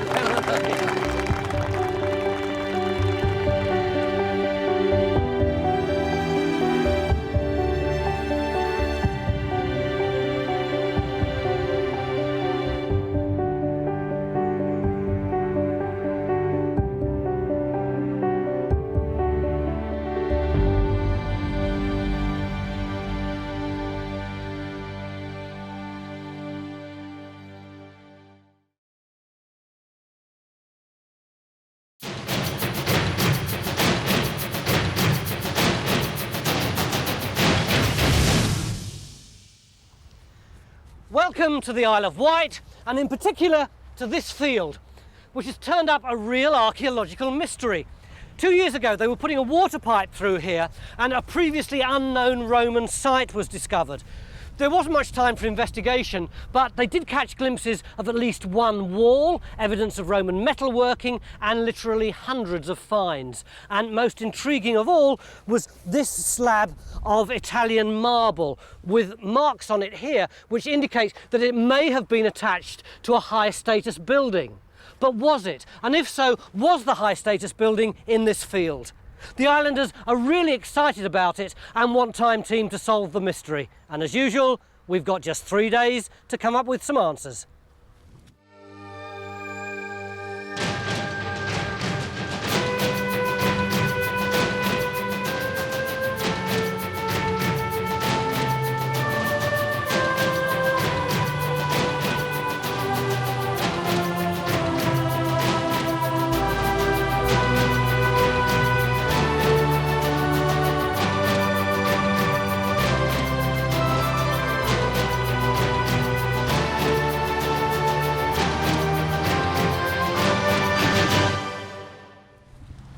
you can't find the pipe, can you? We've got global positioning by satellite. We've got and you're desperate. We've got eyeballs as well, Tony, the most reliable technology known to man. So you've got pictures of it anyway, yeah. And what we can do from these pictures is work out where it is. If you turn around this way, yeah, you can see the line of the trench coming down here on this photograph.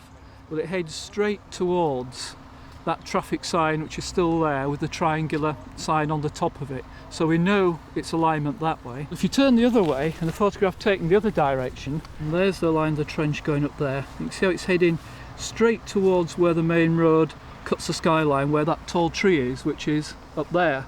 So basically all we have to do is get on line between that and that, and then Henry can set out the coordinates that Kevin provided. Archaeologist Kevin Trott discovered this site when the pipeline was laid. Are you confident you know where it is? Positively. Right, we'll come back in an hour's time. The pipe apparently is plastic, which means we're not expecting it to show up on the Geophys survey. Ruth, how many people were field walking here yesterday? 153. You've got loads here today as well. The Isle of Wight Archaeology Unit have organised a field walking and metal detecting survey of this huge field. They started work yesterday so as not to get in our way. And we're doing a systematic surface collection of the finds, and we're plotting out where they are in the hope that distribution will tell us what's going on. Yep. How have they done so far? Well, they've done very well so far, and we've got a nice picture developing. Roman pottery has been found in every grid square that's been walked by the field walking team so far. So when we've got this little 13 here? Well, that means 13 sherds of Roman pottery have been found in that square. 20 in this one? Yes. That's really rather good, isn't it? It's very encouraging. Yeah. And what about these red dots? Those ones in red are the coins, yes. What's that one, Ruth? Oh, that's the latest one that we've handed in. It's well preserved, isn't it? It's very nice. Yes, it's very good. I think metal survives very well in this field, actually. All the field walking finds are being brought to our base here at the Dinosaur Centre just a mile away, and where our Roman finds expert, Guy de la Bedouillère, is having a close look at the coin.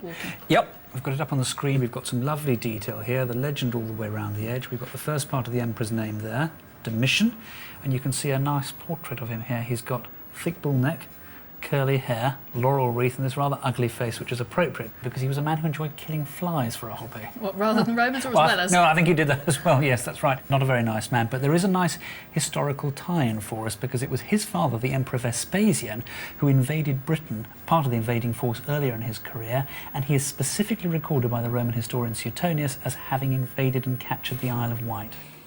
This coin was minted in Rome in the year 87 AD. And as it's not very worn, Guy suspects it was lost within 20 years, sometime in the early part of the 2nd century AD. You've had your hour, have you found it? Well, we reckon we have, Tony. This plan here, this is Kevin's excavation along the pipeline, and according to our calculations, we must be standing about there. So what would you like our first target to be then, Kevin? My first target would be this core area here, so we can extend this area further back in order to encounter this cobbled area where we had that slab of marble from. OK, so if we start in that area and then we can see what Geophys comes up with and then extend out from that. This is the test of knowing where we are. The main thing is to re-find the pipeline, and then everything else should fall into place. Right down here. OK. Let's dig a hole. I'll do it. Yeah. The archaeologists want to relocate Kevin's trench because it not only turned up lots of Roman material, but also evidence of the earlier Iron Age. They're interested in the transition between the two periods. Personally, I'm just hoping we can solve the puzzle of what was going on here in Roman times, when the island was known as Vectis. We know that when the Romans invaded, the British tribes were like this. Well, I was going to say, so which one owned the Isle of Wight? But what does mean? Well, I don't believe this round my area, and I suspect you probably feel the same. It's typical of us. We love black and white areas, neat little dotted lines to show things. It wasn't like that at all. These tribes are fighting all the time. The borders shifted the whole time. It's actually one of these fellows, Verica of the Atrebates, who goes fleeing over to the continent in the year 42 to get help from the Romans in part of his tribal quarrels, and that's why Claudius comes and invades Britain the next year. But a coin of him turns up, this one here that we've got. It's this coin, is found in the Isle of Wight, and maybe his tribe held the Isle of Wight, but maybe it was this one and maybe it was that one. And it might have been a different one at different times, Yeah, absolutely. presumably. I always think of the Isle of Wight now as the tourist trade, but presumably it wasn't that during Roman times. No, and there'd been people farming here, I think, for thousands and thousands of years before the Romans. There are hunter-gatherers from the Mesolithic, and then there's farmers from 4000 BC, so it's been occupied for a very long time, but presumably just by farmers mainly. But it's important enough for this Roman author to describe Vespasian as a general, he's later an emperor, actually to conquer the Isle of Wight. He talks about 30 battles, 20 towns, and the island of Vectis near Britain. So it's specifically mentioned. It must have been quite important. Back to the field, and would you believe it, we're having problems relocating Kevin's old trench.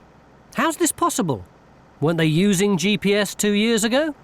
They would have been, and they did at this site, but the difficulty there is that when they were using it, it was before the Americans switched off. There's an inbuilt scrambling error, which has now been turned off, but it meant that there was quite a large sort of margin of error potentially in what they were doing. To make matters worse, it started to rain.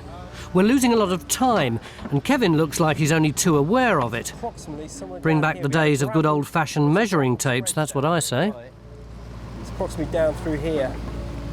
I still don't know where we are on this site. It started off as a bit of a joke, but it's 10 to 1 now, and we can't do any digging until we've found it. Well, at least we've got the pipe, we think. It starts somewhere around there on one side, and the other side of it's about there. But we don't know how far up or down we are on it. And until we know that, we won't know where the original trenches that were dug 2 years ago are. Now, in those original trenches, there were some cobbles. If we can find the cobbles, then we'll know where we are. So what Phil's doing now is working up the length of the pipe to see if he can find me. He hasn't found any yet. Worse news still is that Geophys are struggling to get good results here. But Carenza is opening up a second trench to check out one of the few signals that just might be archaeology. Meanwhile, in Phil's trench, we're now at least certain about one thing. Have you found that pipe yet, Phil? We most certainly have, Stuart. Oh, good man. If ever you needed any proof... What does it say on it? It says, caution, sewer below. I believe you then. Any evidence of the archaeology then, Phil? Nothing at all. So, what we do is... Phil's exposed this surface, which has got caterpillar tracks across it from the old dig. His plan now is to dig a small slot into it to see what's underneath. 20 minutes later, and Phil and Kevin have got something to smile about at last. Right, what have we got then?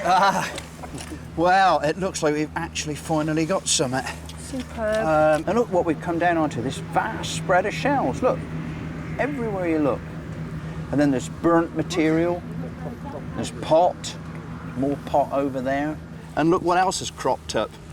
Ah, excellent. Gorgeous, really, isn't it? Really nice glass bead. Only archaeologists would call this a bead. It's apparently quite a rare find, though. It was made in France and could be Iron Age or Roman, made any time between 150 BC and 250 AD. We still desperately need to work out where we are in relation to the archaeology Kevin recorded, and who else should come to the rescue but Stuart. How can you drag us away from a good trench? You might want to look at this, going back to real old-fashioned detective work, Phil, but since this is a photograph that shows the surfaces you're looking for, what I've done is tried to recreate where the photograph is taken from. Right. And this tree line up here hasn't actually changed. You can get that frame exactly from here with a 28mm lens on, and we know the Patrick, who took the original shot, has a 28mm lens for the camera. Okay. So that shot was actually taken from here, looking down there. Right. But if you look at this sondage is going to be right down there, not over there. Using Jenny as a human ranging pole, Stuart works out exactly where the Roman cobbled surface should be. Keep going, keep going. So she's stood more or less in front of where those cobbles are, so they're probably under this spoil. Well, I'm going to say, I mean, another bucket width or two will resolve that. It's been slow going, but we're getting there. And just to remind ourselves that it's worth the effort, Guy and Carenza are looking at some of the Roman finds that Kevin discovered in the pipe trench. Beautiful. Is that a necklace? Well, we're not sure yet whether it's a small necklace or a large bracelet. I suppose it could be round to go around an upper Yes, arm. and it is indeed adjustable. But one of the most interesting objects we've had off the site so far is this iron steel yard. What would that have been used for? Well, it's for hanging a weight off here, and then up and down here you move the substance that you want to weigh. Does that suggest there's a trading post or something? Well, interestingly, we've also got a couple of steel yard weights, but we also have this little suspension hook, bronze suspension hook, from another steel yard. So that does suggest to me that there is a trading or commercial activity going on here, and we have got a clue as to what that might have involved because we've got this large lump of molten glass. I noticed that. That's really wonderful, isn't it? I mean, it looks as if there's a number of vessels that have been melted down and glued together, presumably for recycling. Yes, glass is infinitely recyclable, and one of the things it could have been used for is enamelling, which is a process we think might have been going on this site. But the industrial finds are just part of the story, because intriguingly, Kevin's trench also turned up bits of marble. So it could be the end of a piece of furniture, or perhaps a piece of stonework from the wall. But we're left with that mystery. Is there a building here, or has it come from a building somewhere else? That's it. Perfect. That is absolutely perfect. It's a big old bit. It's that big old bit of pot. Now, at last, it looks like we're in the right place to find out. Yes, look at that. Good God. Whoa. New Forest greyware storage jar. That's a big. That's a serious pot. Oh yeah. Jenny's opened up a new trench and reckons she's found the cause of one of the geophys signals. I mean, that just looks like a big disc of iron. Could that be the anomaly? It could be part of it, yeah. Yeah. Yeah. The geophys signals aren't clear, although they have picked up the pipe trench, or rather a metal pipe that apparently runs next to the plastic one. This is the new geophys. Well, yeah, this is the problem we've got. Look, there's the pipeline everyone was looking for. I mean, clear as daylight. But what we've got is not very clear beyond. That's the blob in Carenza's trench. And now that's where Jenny's digging. So there's no clear ditches or major pits. It's all very bitty. It's either because there's too much soil on top of the archaeology and we can't see deep enough, or it's the nature of the archaeological features. They're just not clear. But we are finding material now in an area left intact because it was under Kevin's spoil heap. I don't think it's broken. What are you doing now? No. We have got the most gorgeous little bronze bracelet down in here. Oh, you're kidding. Oh, no, would I kid? Would I lie? Look at this. It's just so fragile because it keeps flexing, which is very bothering me. Well, I think... Oh, there it is.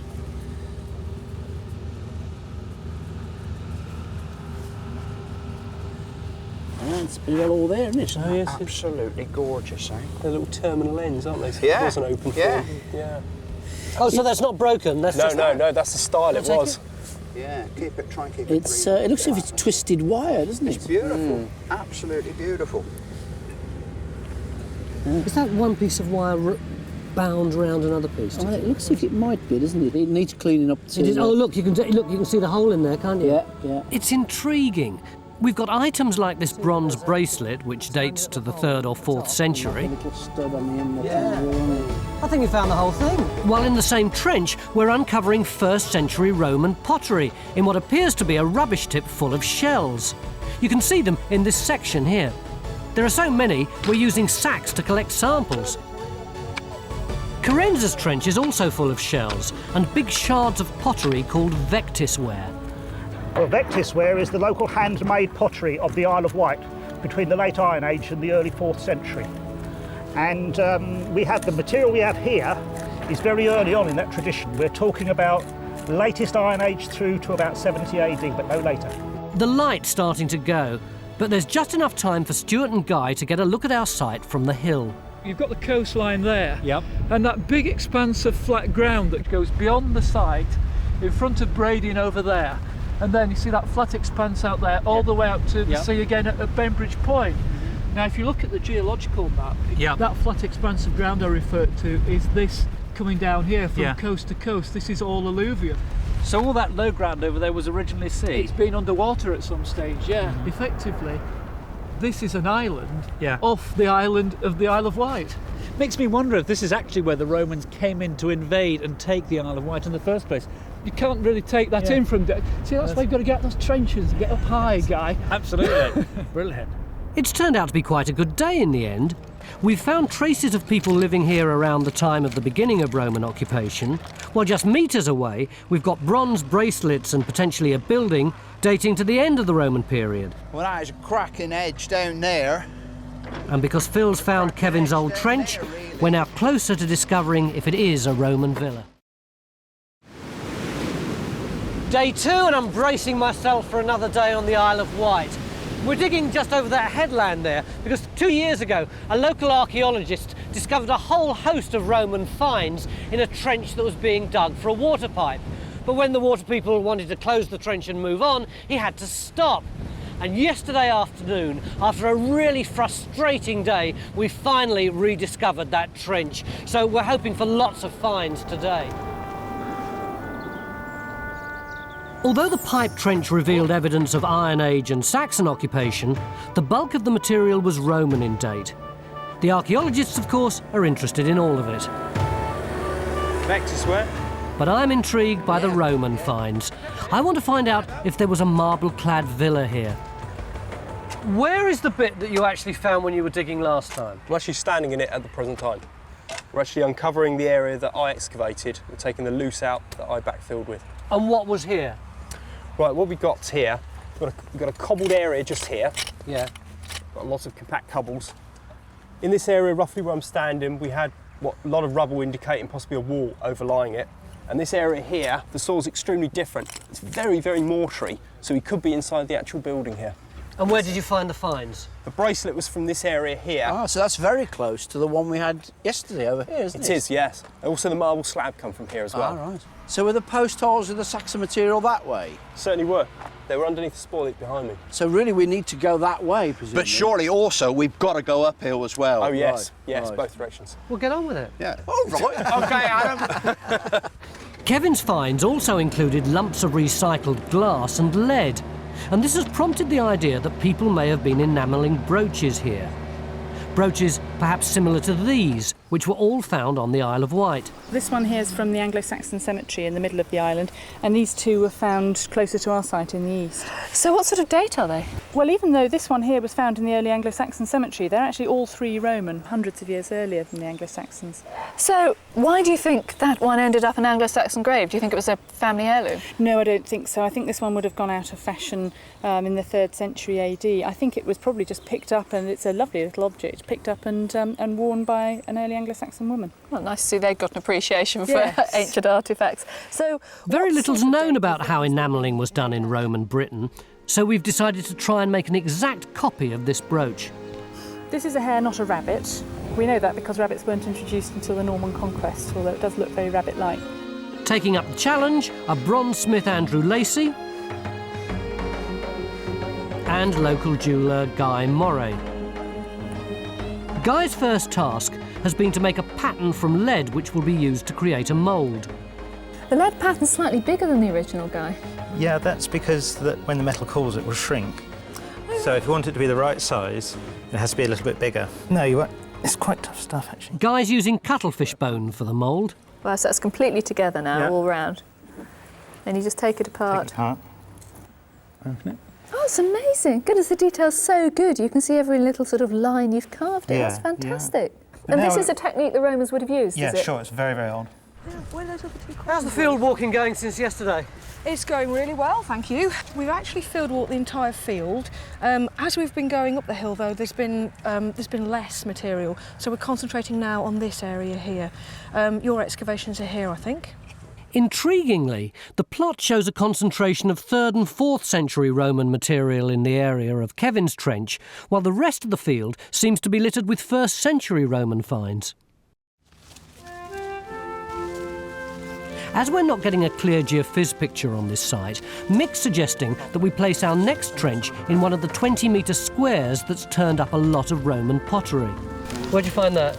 Found it just over there. Clearly, there was also a lot going on here in the late Iron Age, just before the Roman invasion of 43 AD. Brilliant. That's right. Who got the Iron Age? It's going to be something like that, isn't it? Coming out. That's where.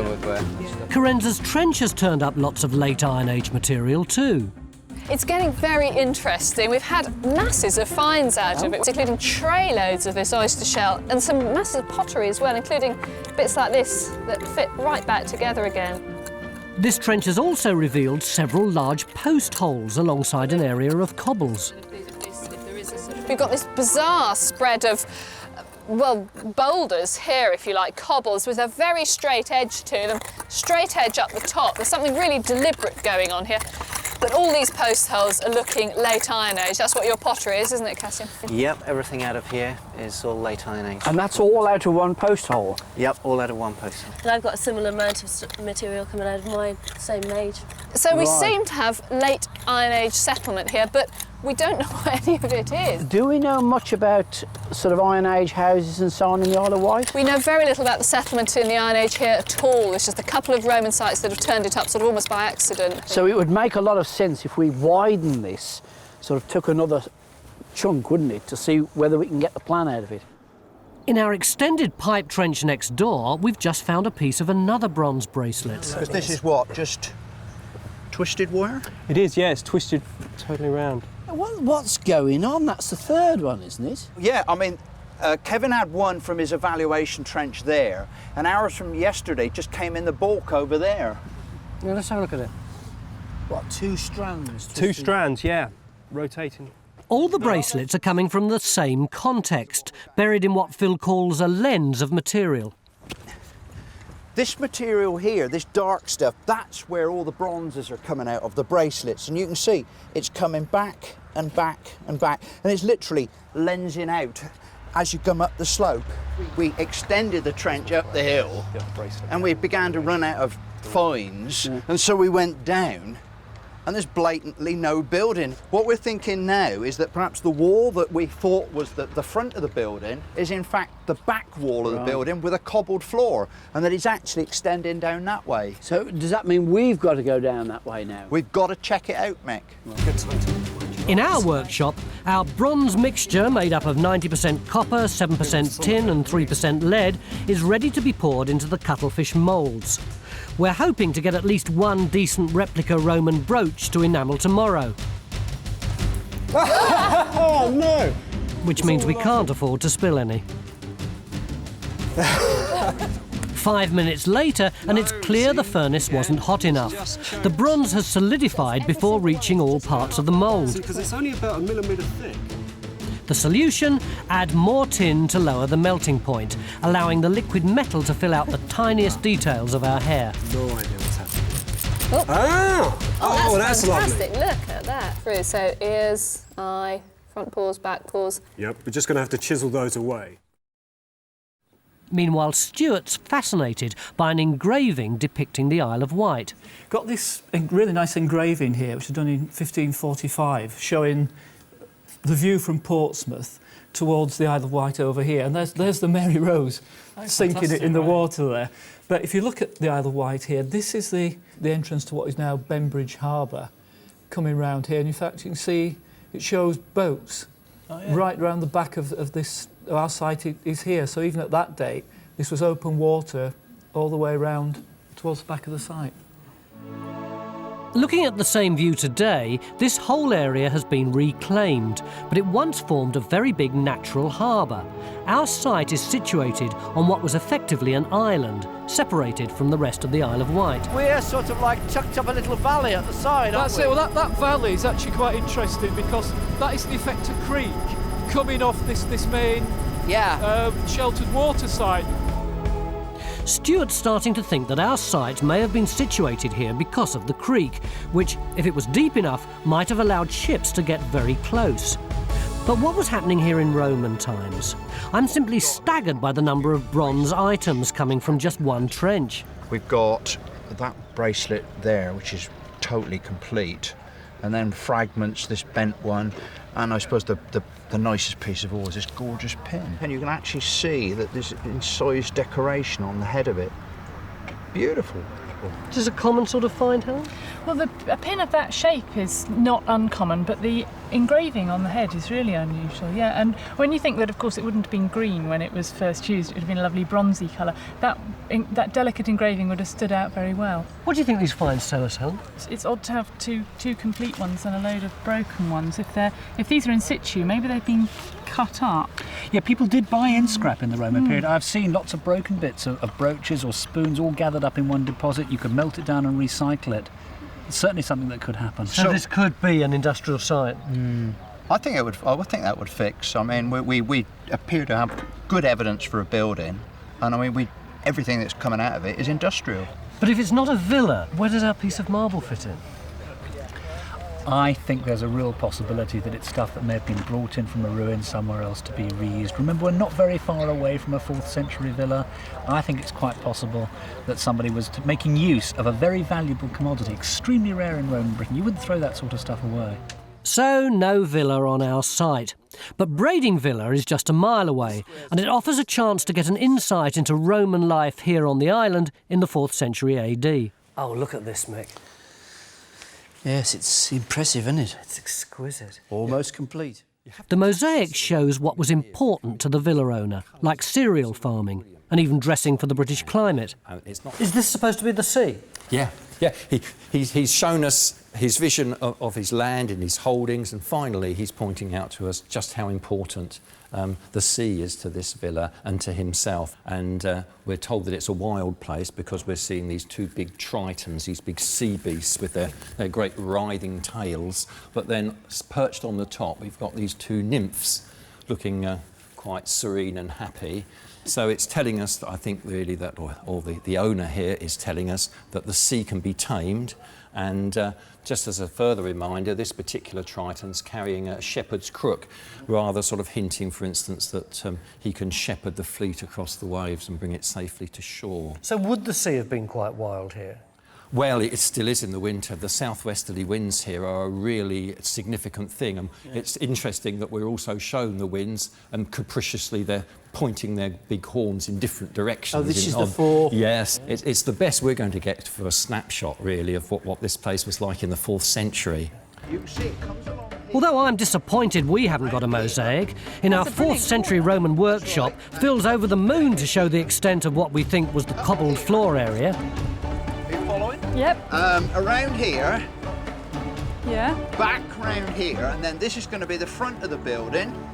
Right. It's going to give us a building of about 8 metres long. That's that way. Yeah. And about 5 metres from front to back. Katie's trench, put in on the basis of field walking finds, has discovered a huge ditch full of late Iron Age and early Roman material. We're finding loads of pieces of pottery as well. This is 1st century AD, so it's very early. And that's a big piece. That means you're probably going to find a lot more to have a piece in that good condition. And this has got a little hole under the rim there. Oh, so it has. So it would have been suspended over a fire. And now we've got a new puzzle. Why is there this enormous ditch along the side of our settlement? Clearly, we've got 2 Roman stories on this site to deal with. One set around the time of the Roman invasion, and the other involving what appears to be a jewellery workshop operating towards the end of the Roman period. That's a bit... Look what we've just found. Oh my God. What's this little thing here? No, that's the pin off it. If you turn it over... Can I? You see it's beautifully tinned on the back.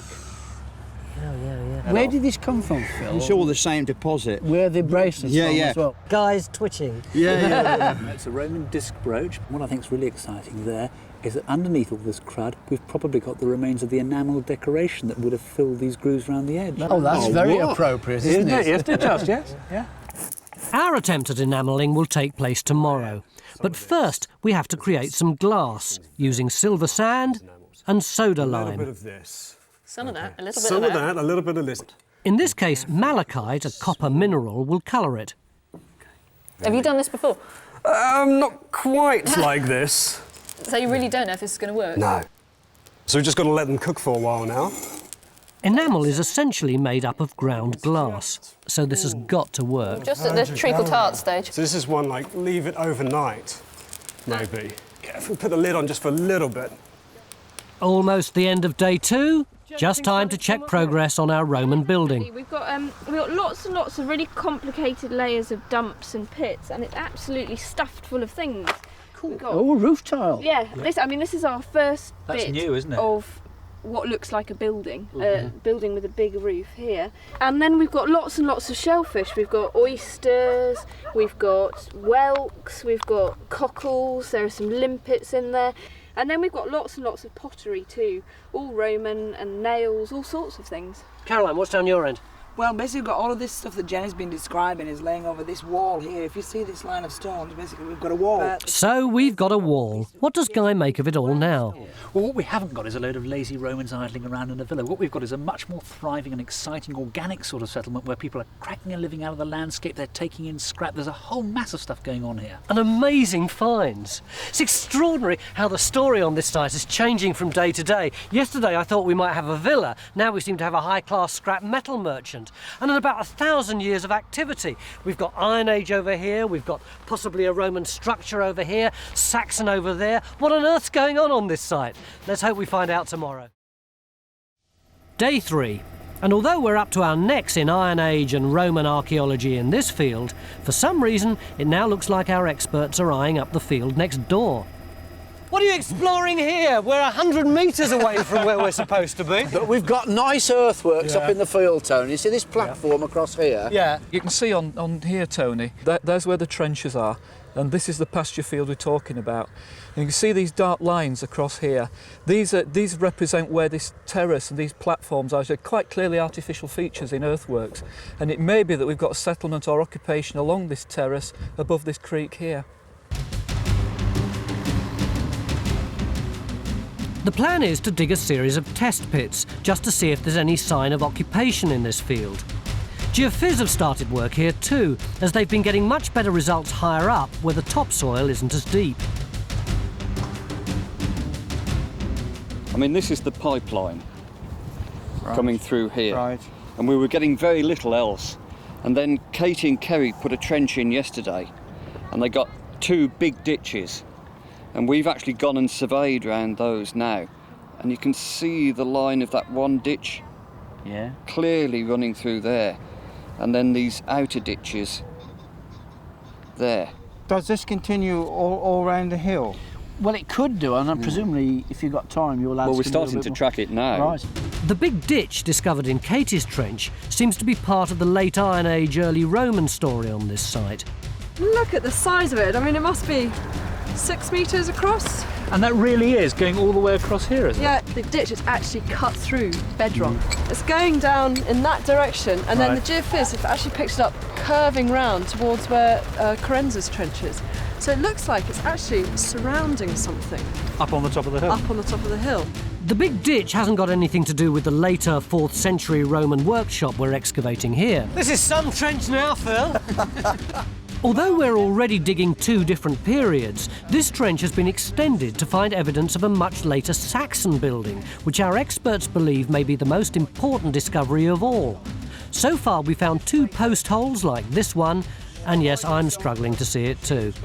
How many Saxon buildings have been found on the island? Well, this is it. One possible one so far. This is the second possible one. 100% increase in knowledge. So in this trench, we're excavating a 4th century Roman workshop and a 5th century Saxon building.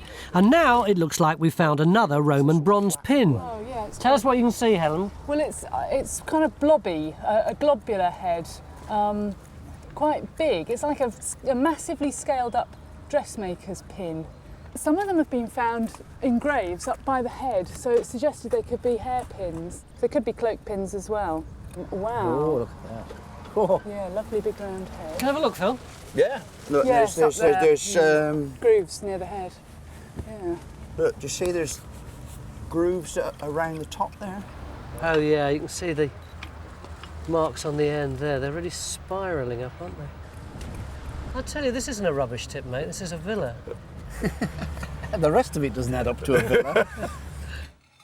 In our Roman workshop, today's the day when we try to enamel our Roman brooch, and for that we need some newly created coloured glass. Let's grab this one. Hey, look at that. You see the copper on the surface there. What, the pinkish stuff? Yeah, the pinkish is bright That's pink. copper metal? Yeah. That's just appeared spontaneously? That's it. Is that a good sign or a bad sign? That's a strange sign. That's not necessarily what we want. See how this is green on the underside? That's actually the glass from the pot coming through the crack. That's it. It's just leaked all the way in there. That's a nice greenish colour, isn't it? Yeah, it's beautiful. So how do we get it out? Oh! It's not quite as glassy as we hoped, is it? Best bit's leaked out, isn't it? Oh, look at that. Wow. That's fantastic. That's the most beautiful colour. This is very much a question of trial and error. We don't know quite how these colours will change once they're heated again.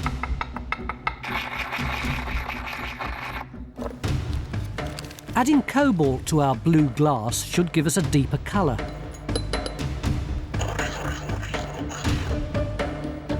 How's that, Andrew? Sort of get that out. Guy is finishing off the actual bronze brooch by trimming off the waste metal and drilling the hole for the pin, using a type of drill used in Roman times. Meanwhile, the floor of our workshop has turned up another tool in use here 1700 years ago. We have a small bill hook, socketed to bill hook, a very small example. It's either been used for cutting fuel for any furnaces they had, for the making of enamel or whatever. But it's a remarkably small one. They're usually bigger than that. And would this be Roman? Oh yes. What else you got? Right, the other thing I've got, what every humble abode should have, however humble, a door handle. Roman broken, again? Yes, broken, but you can see where it's broken, snapped away on a rivet hole, and there's another traces of another rivet about there. It looks just like something you might have today, doesn't it? It is. Once you get a good design, it sticks. So how do you know that that isn't contemporary? Well, it's been sealed. It's sealed in the layer. There's no chance of it coming in from above. Right. What kind of people do you think might have been working here? They could have been slaves. Could easily have been slaves, perhaps owned by the family that had Brading Villa. And this has been part of the economy of such an estate.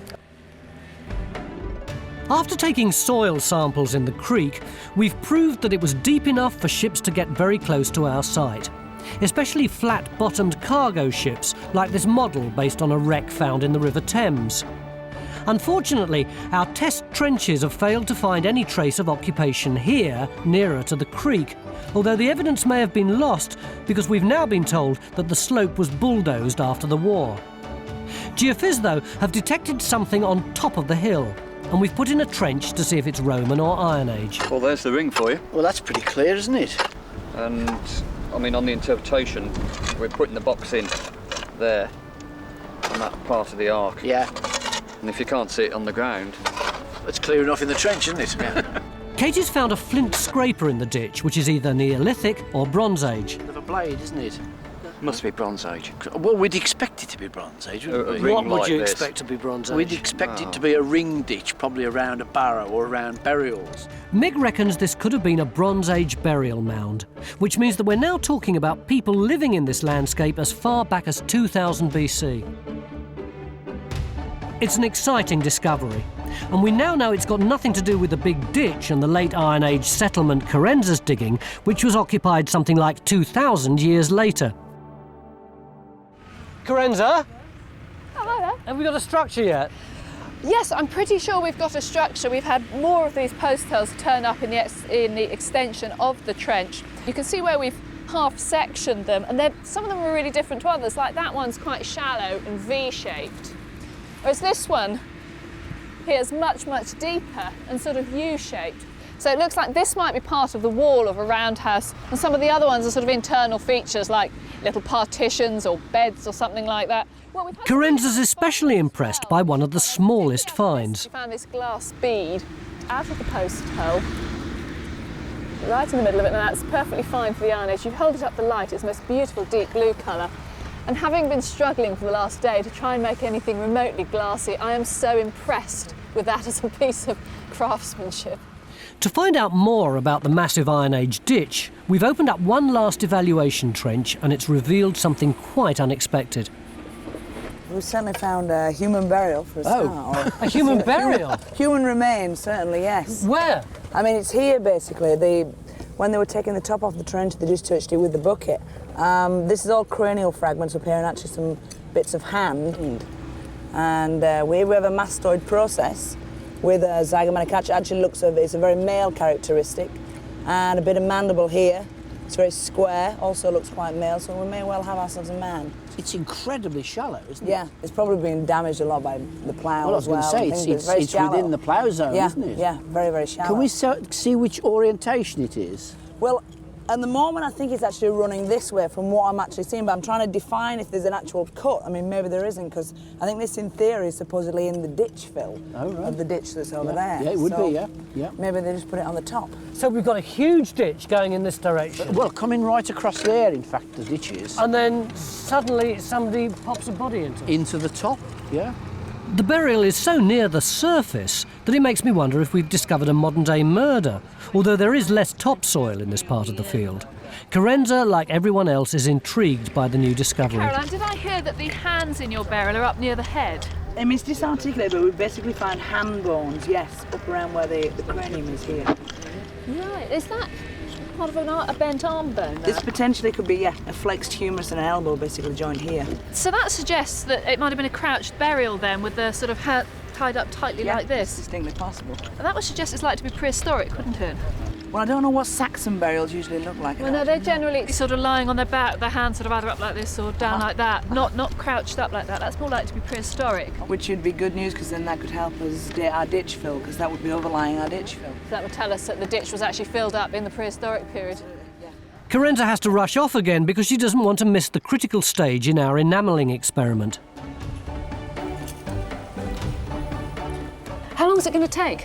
30 seconds to a minute, maybe. Oh, wow, so you can just sit and literally watch it go? Yeah, just watch it. It will darken and then become glossy.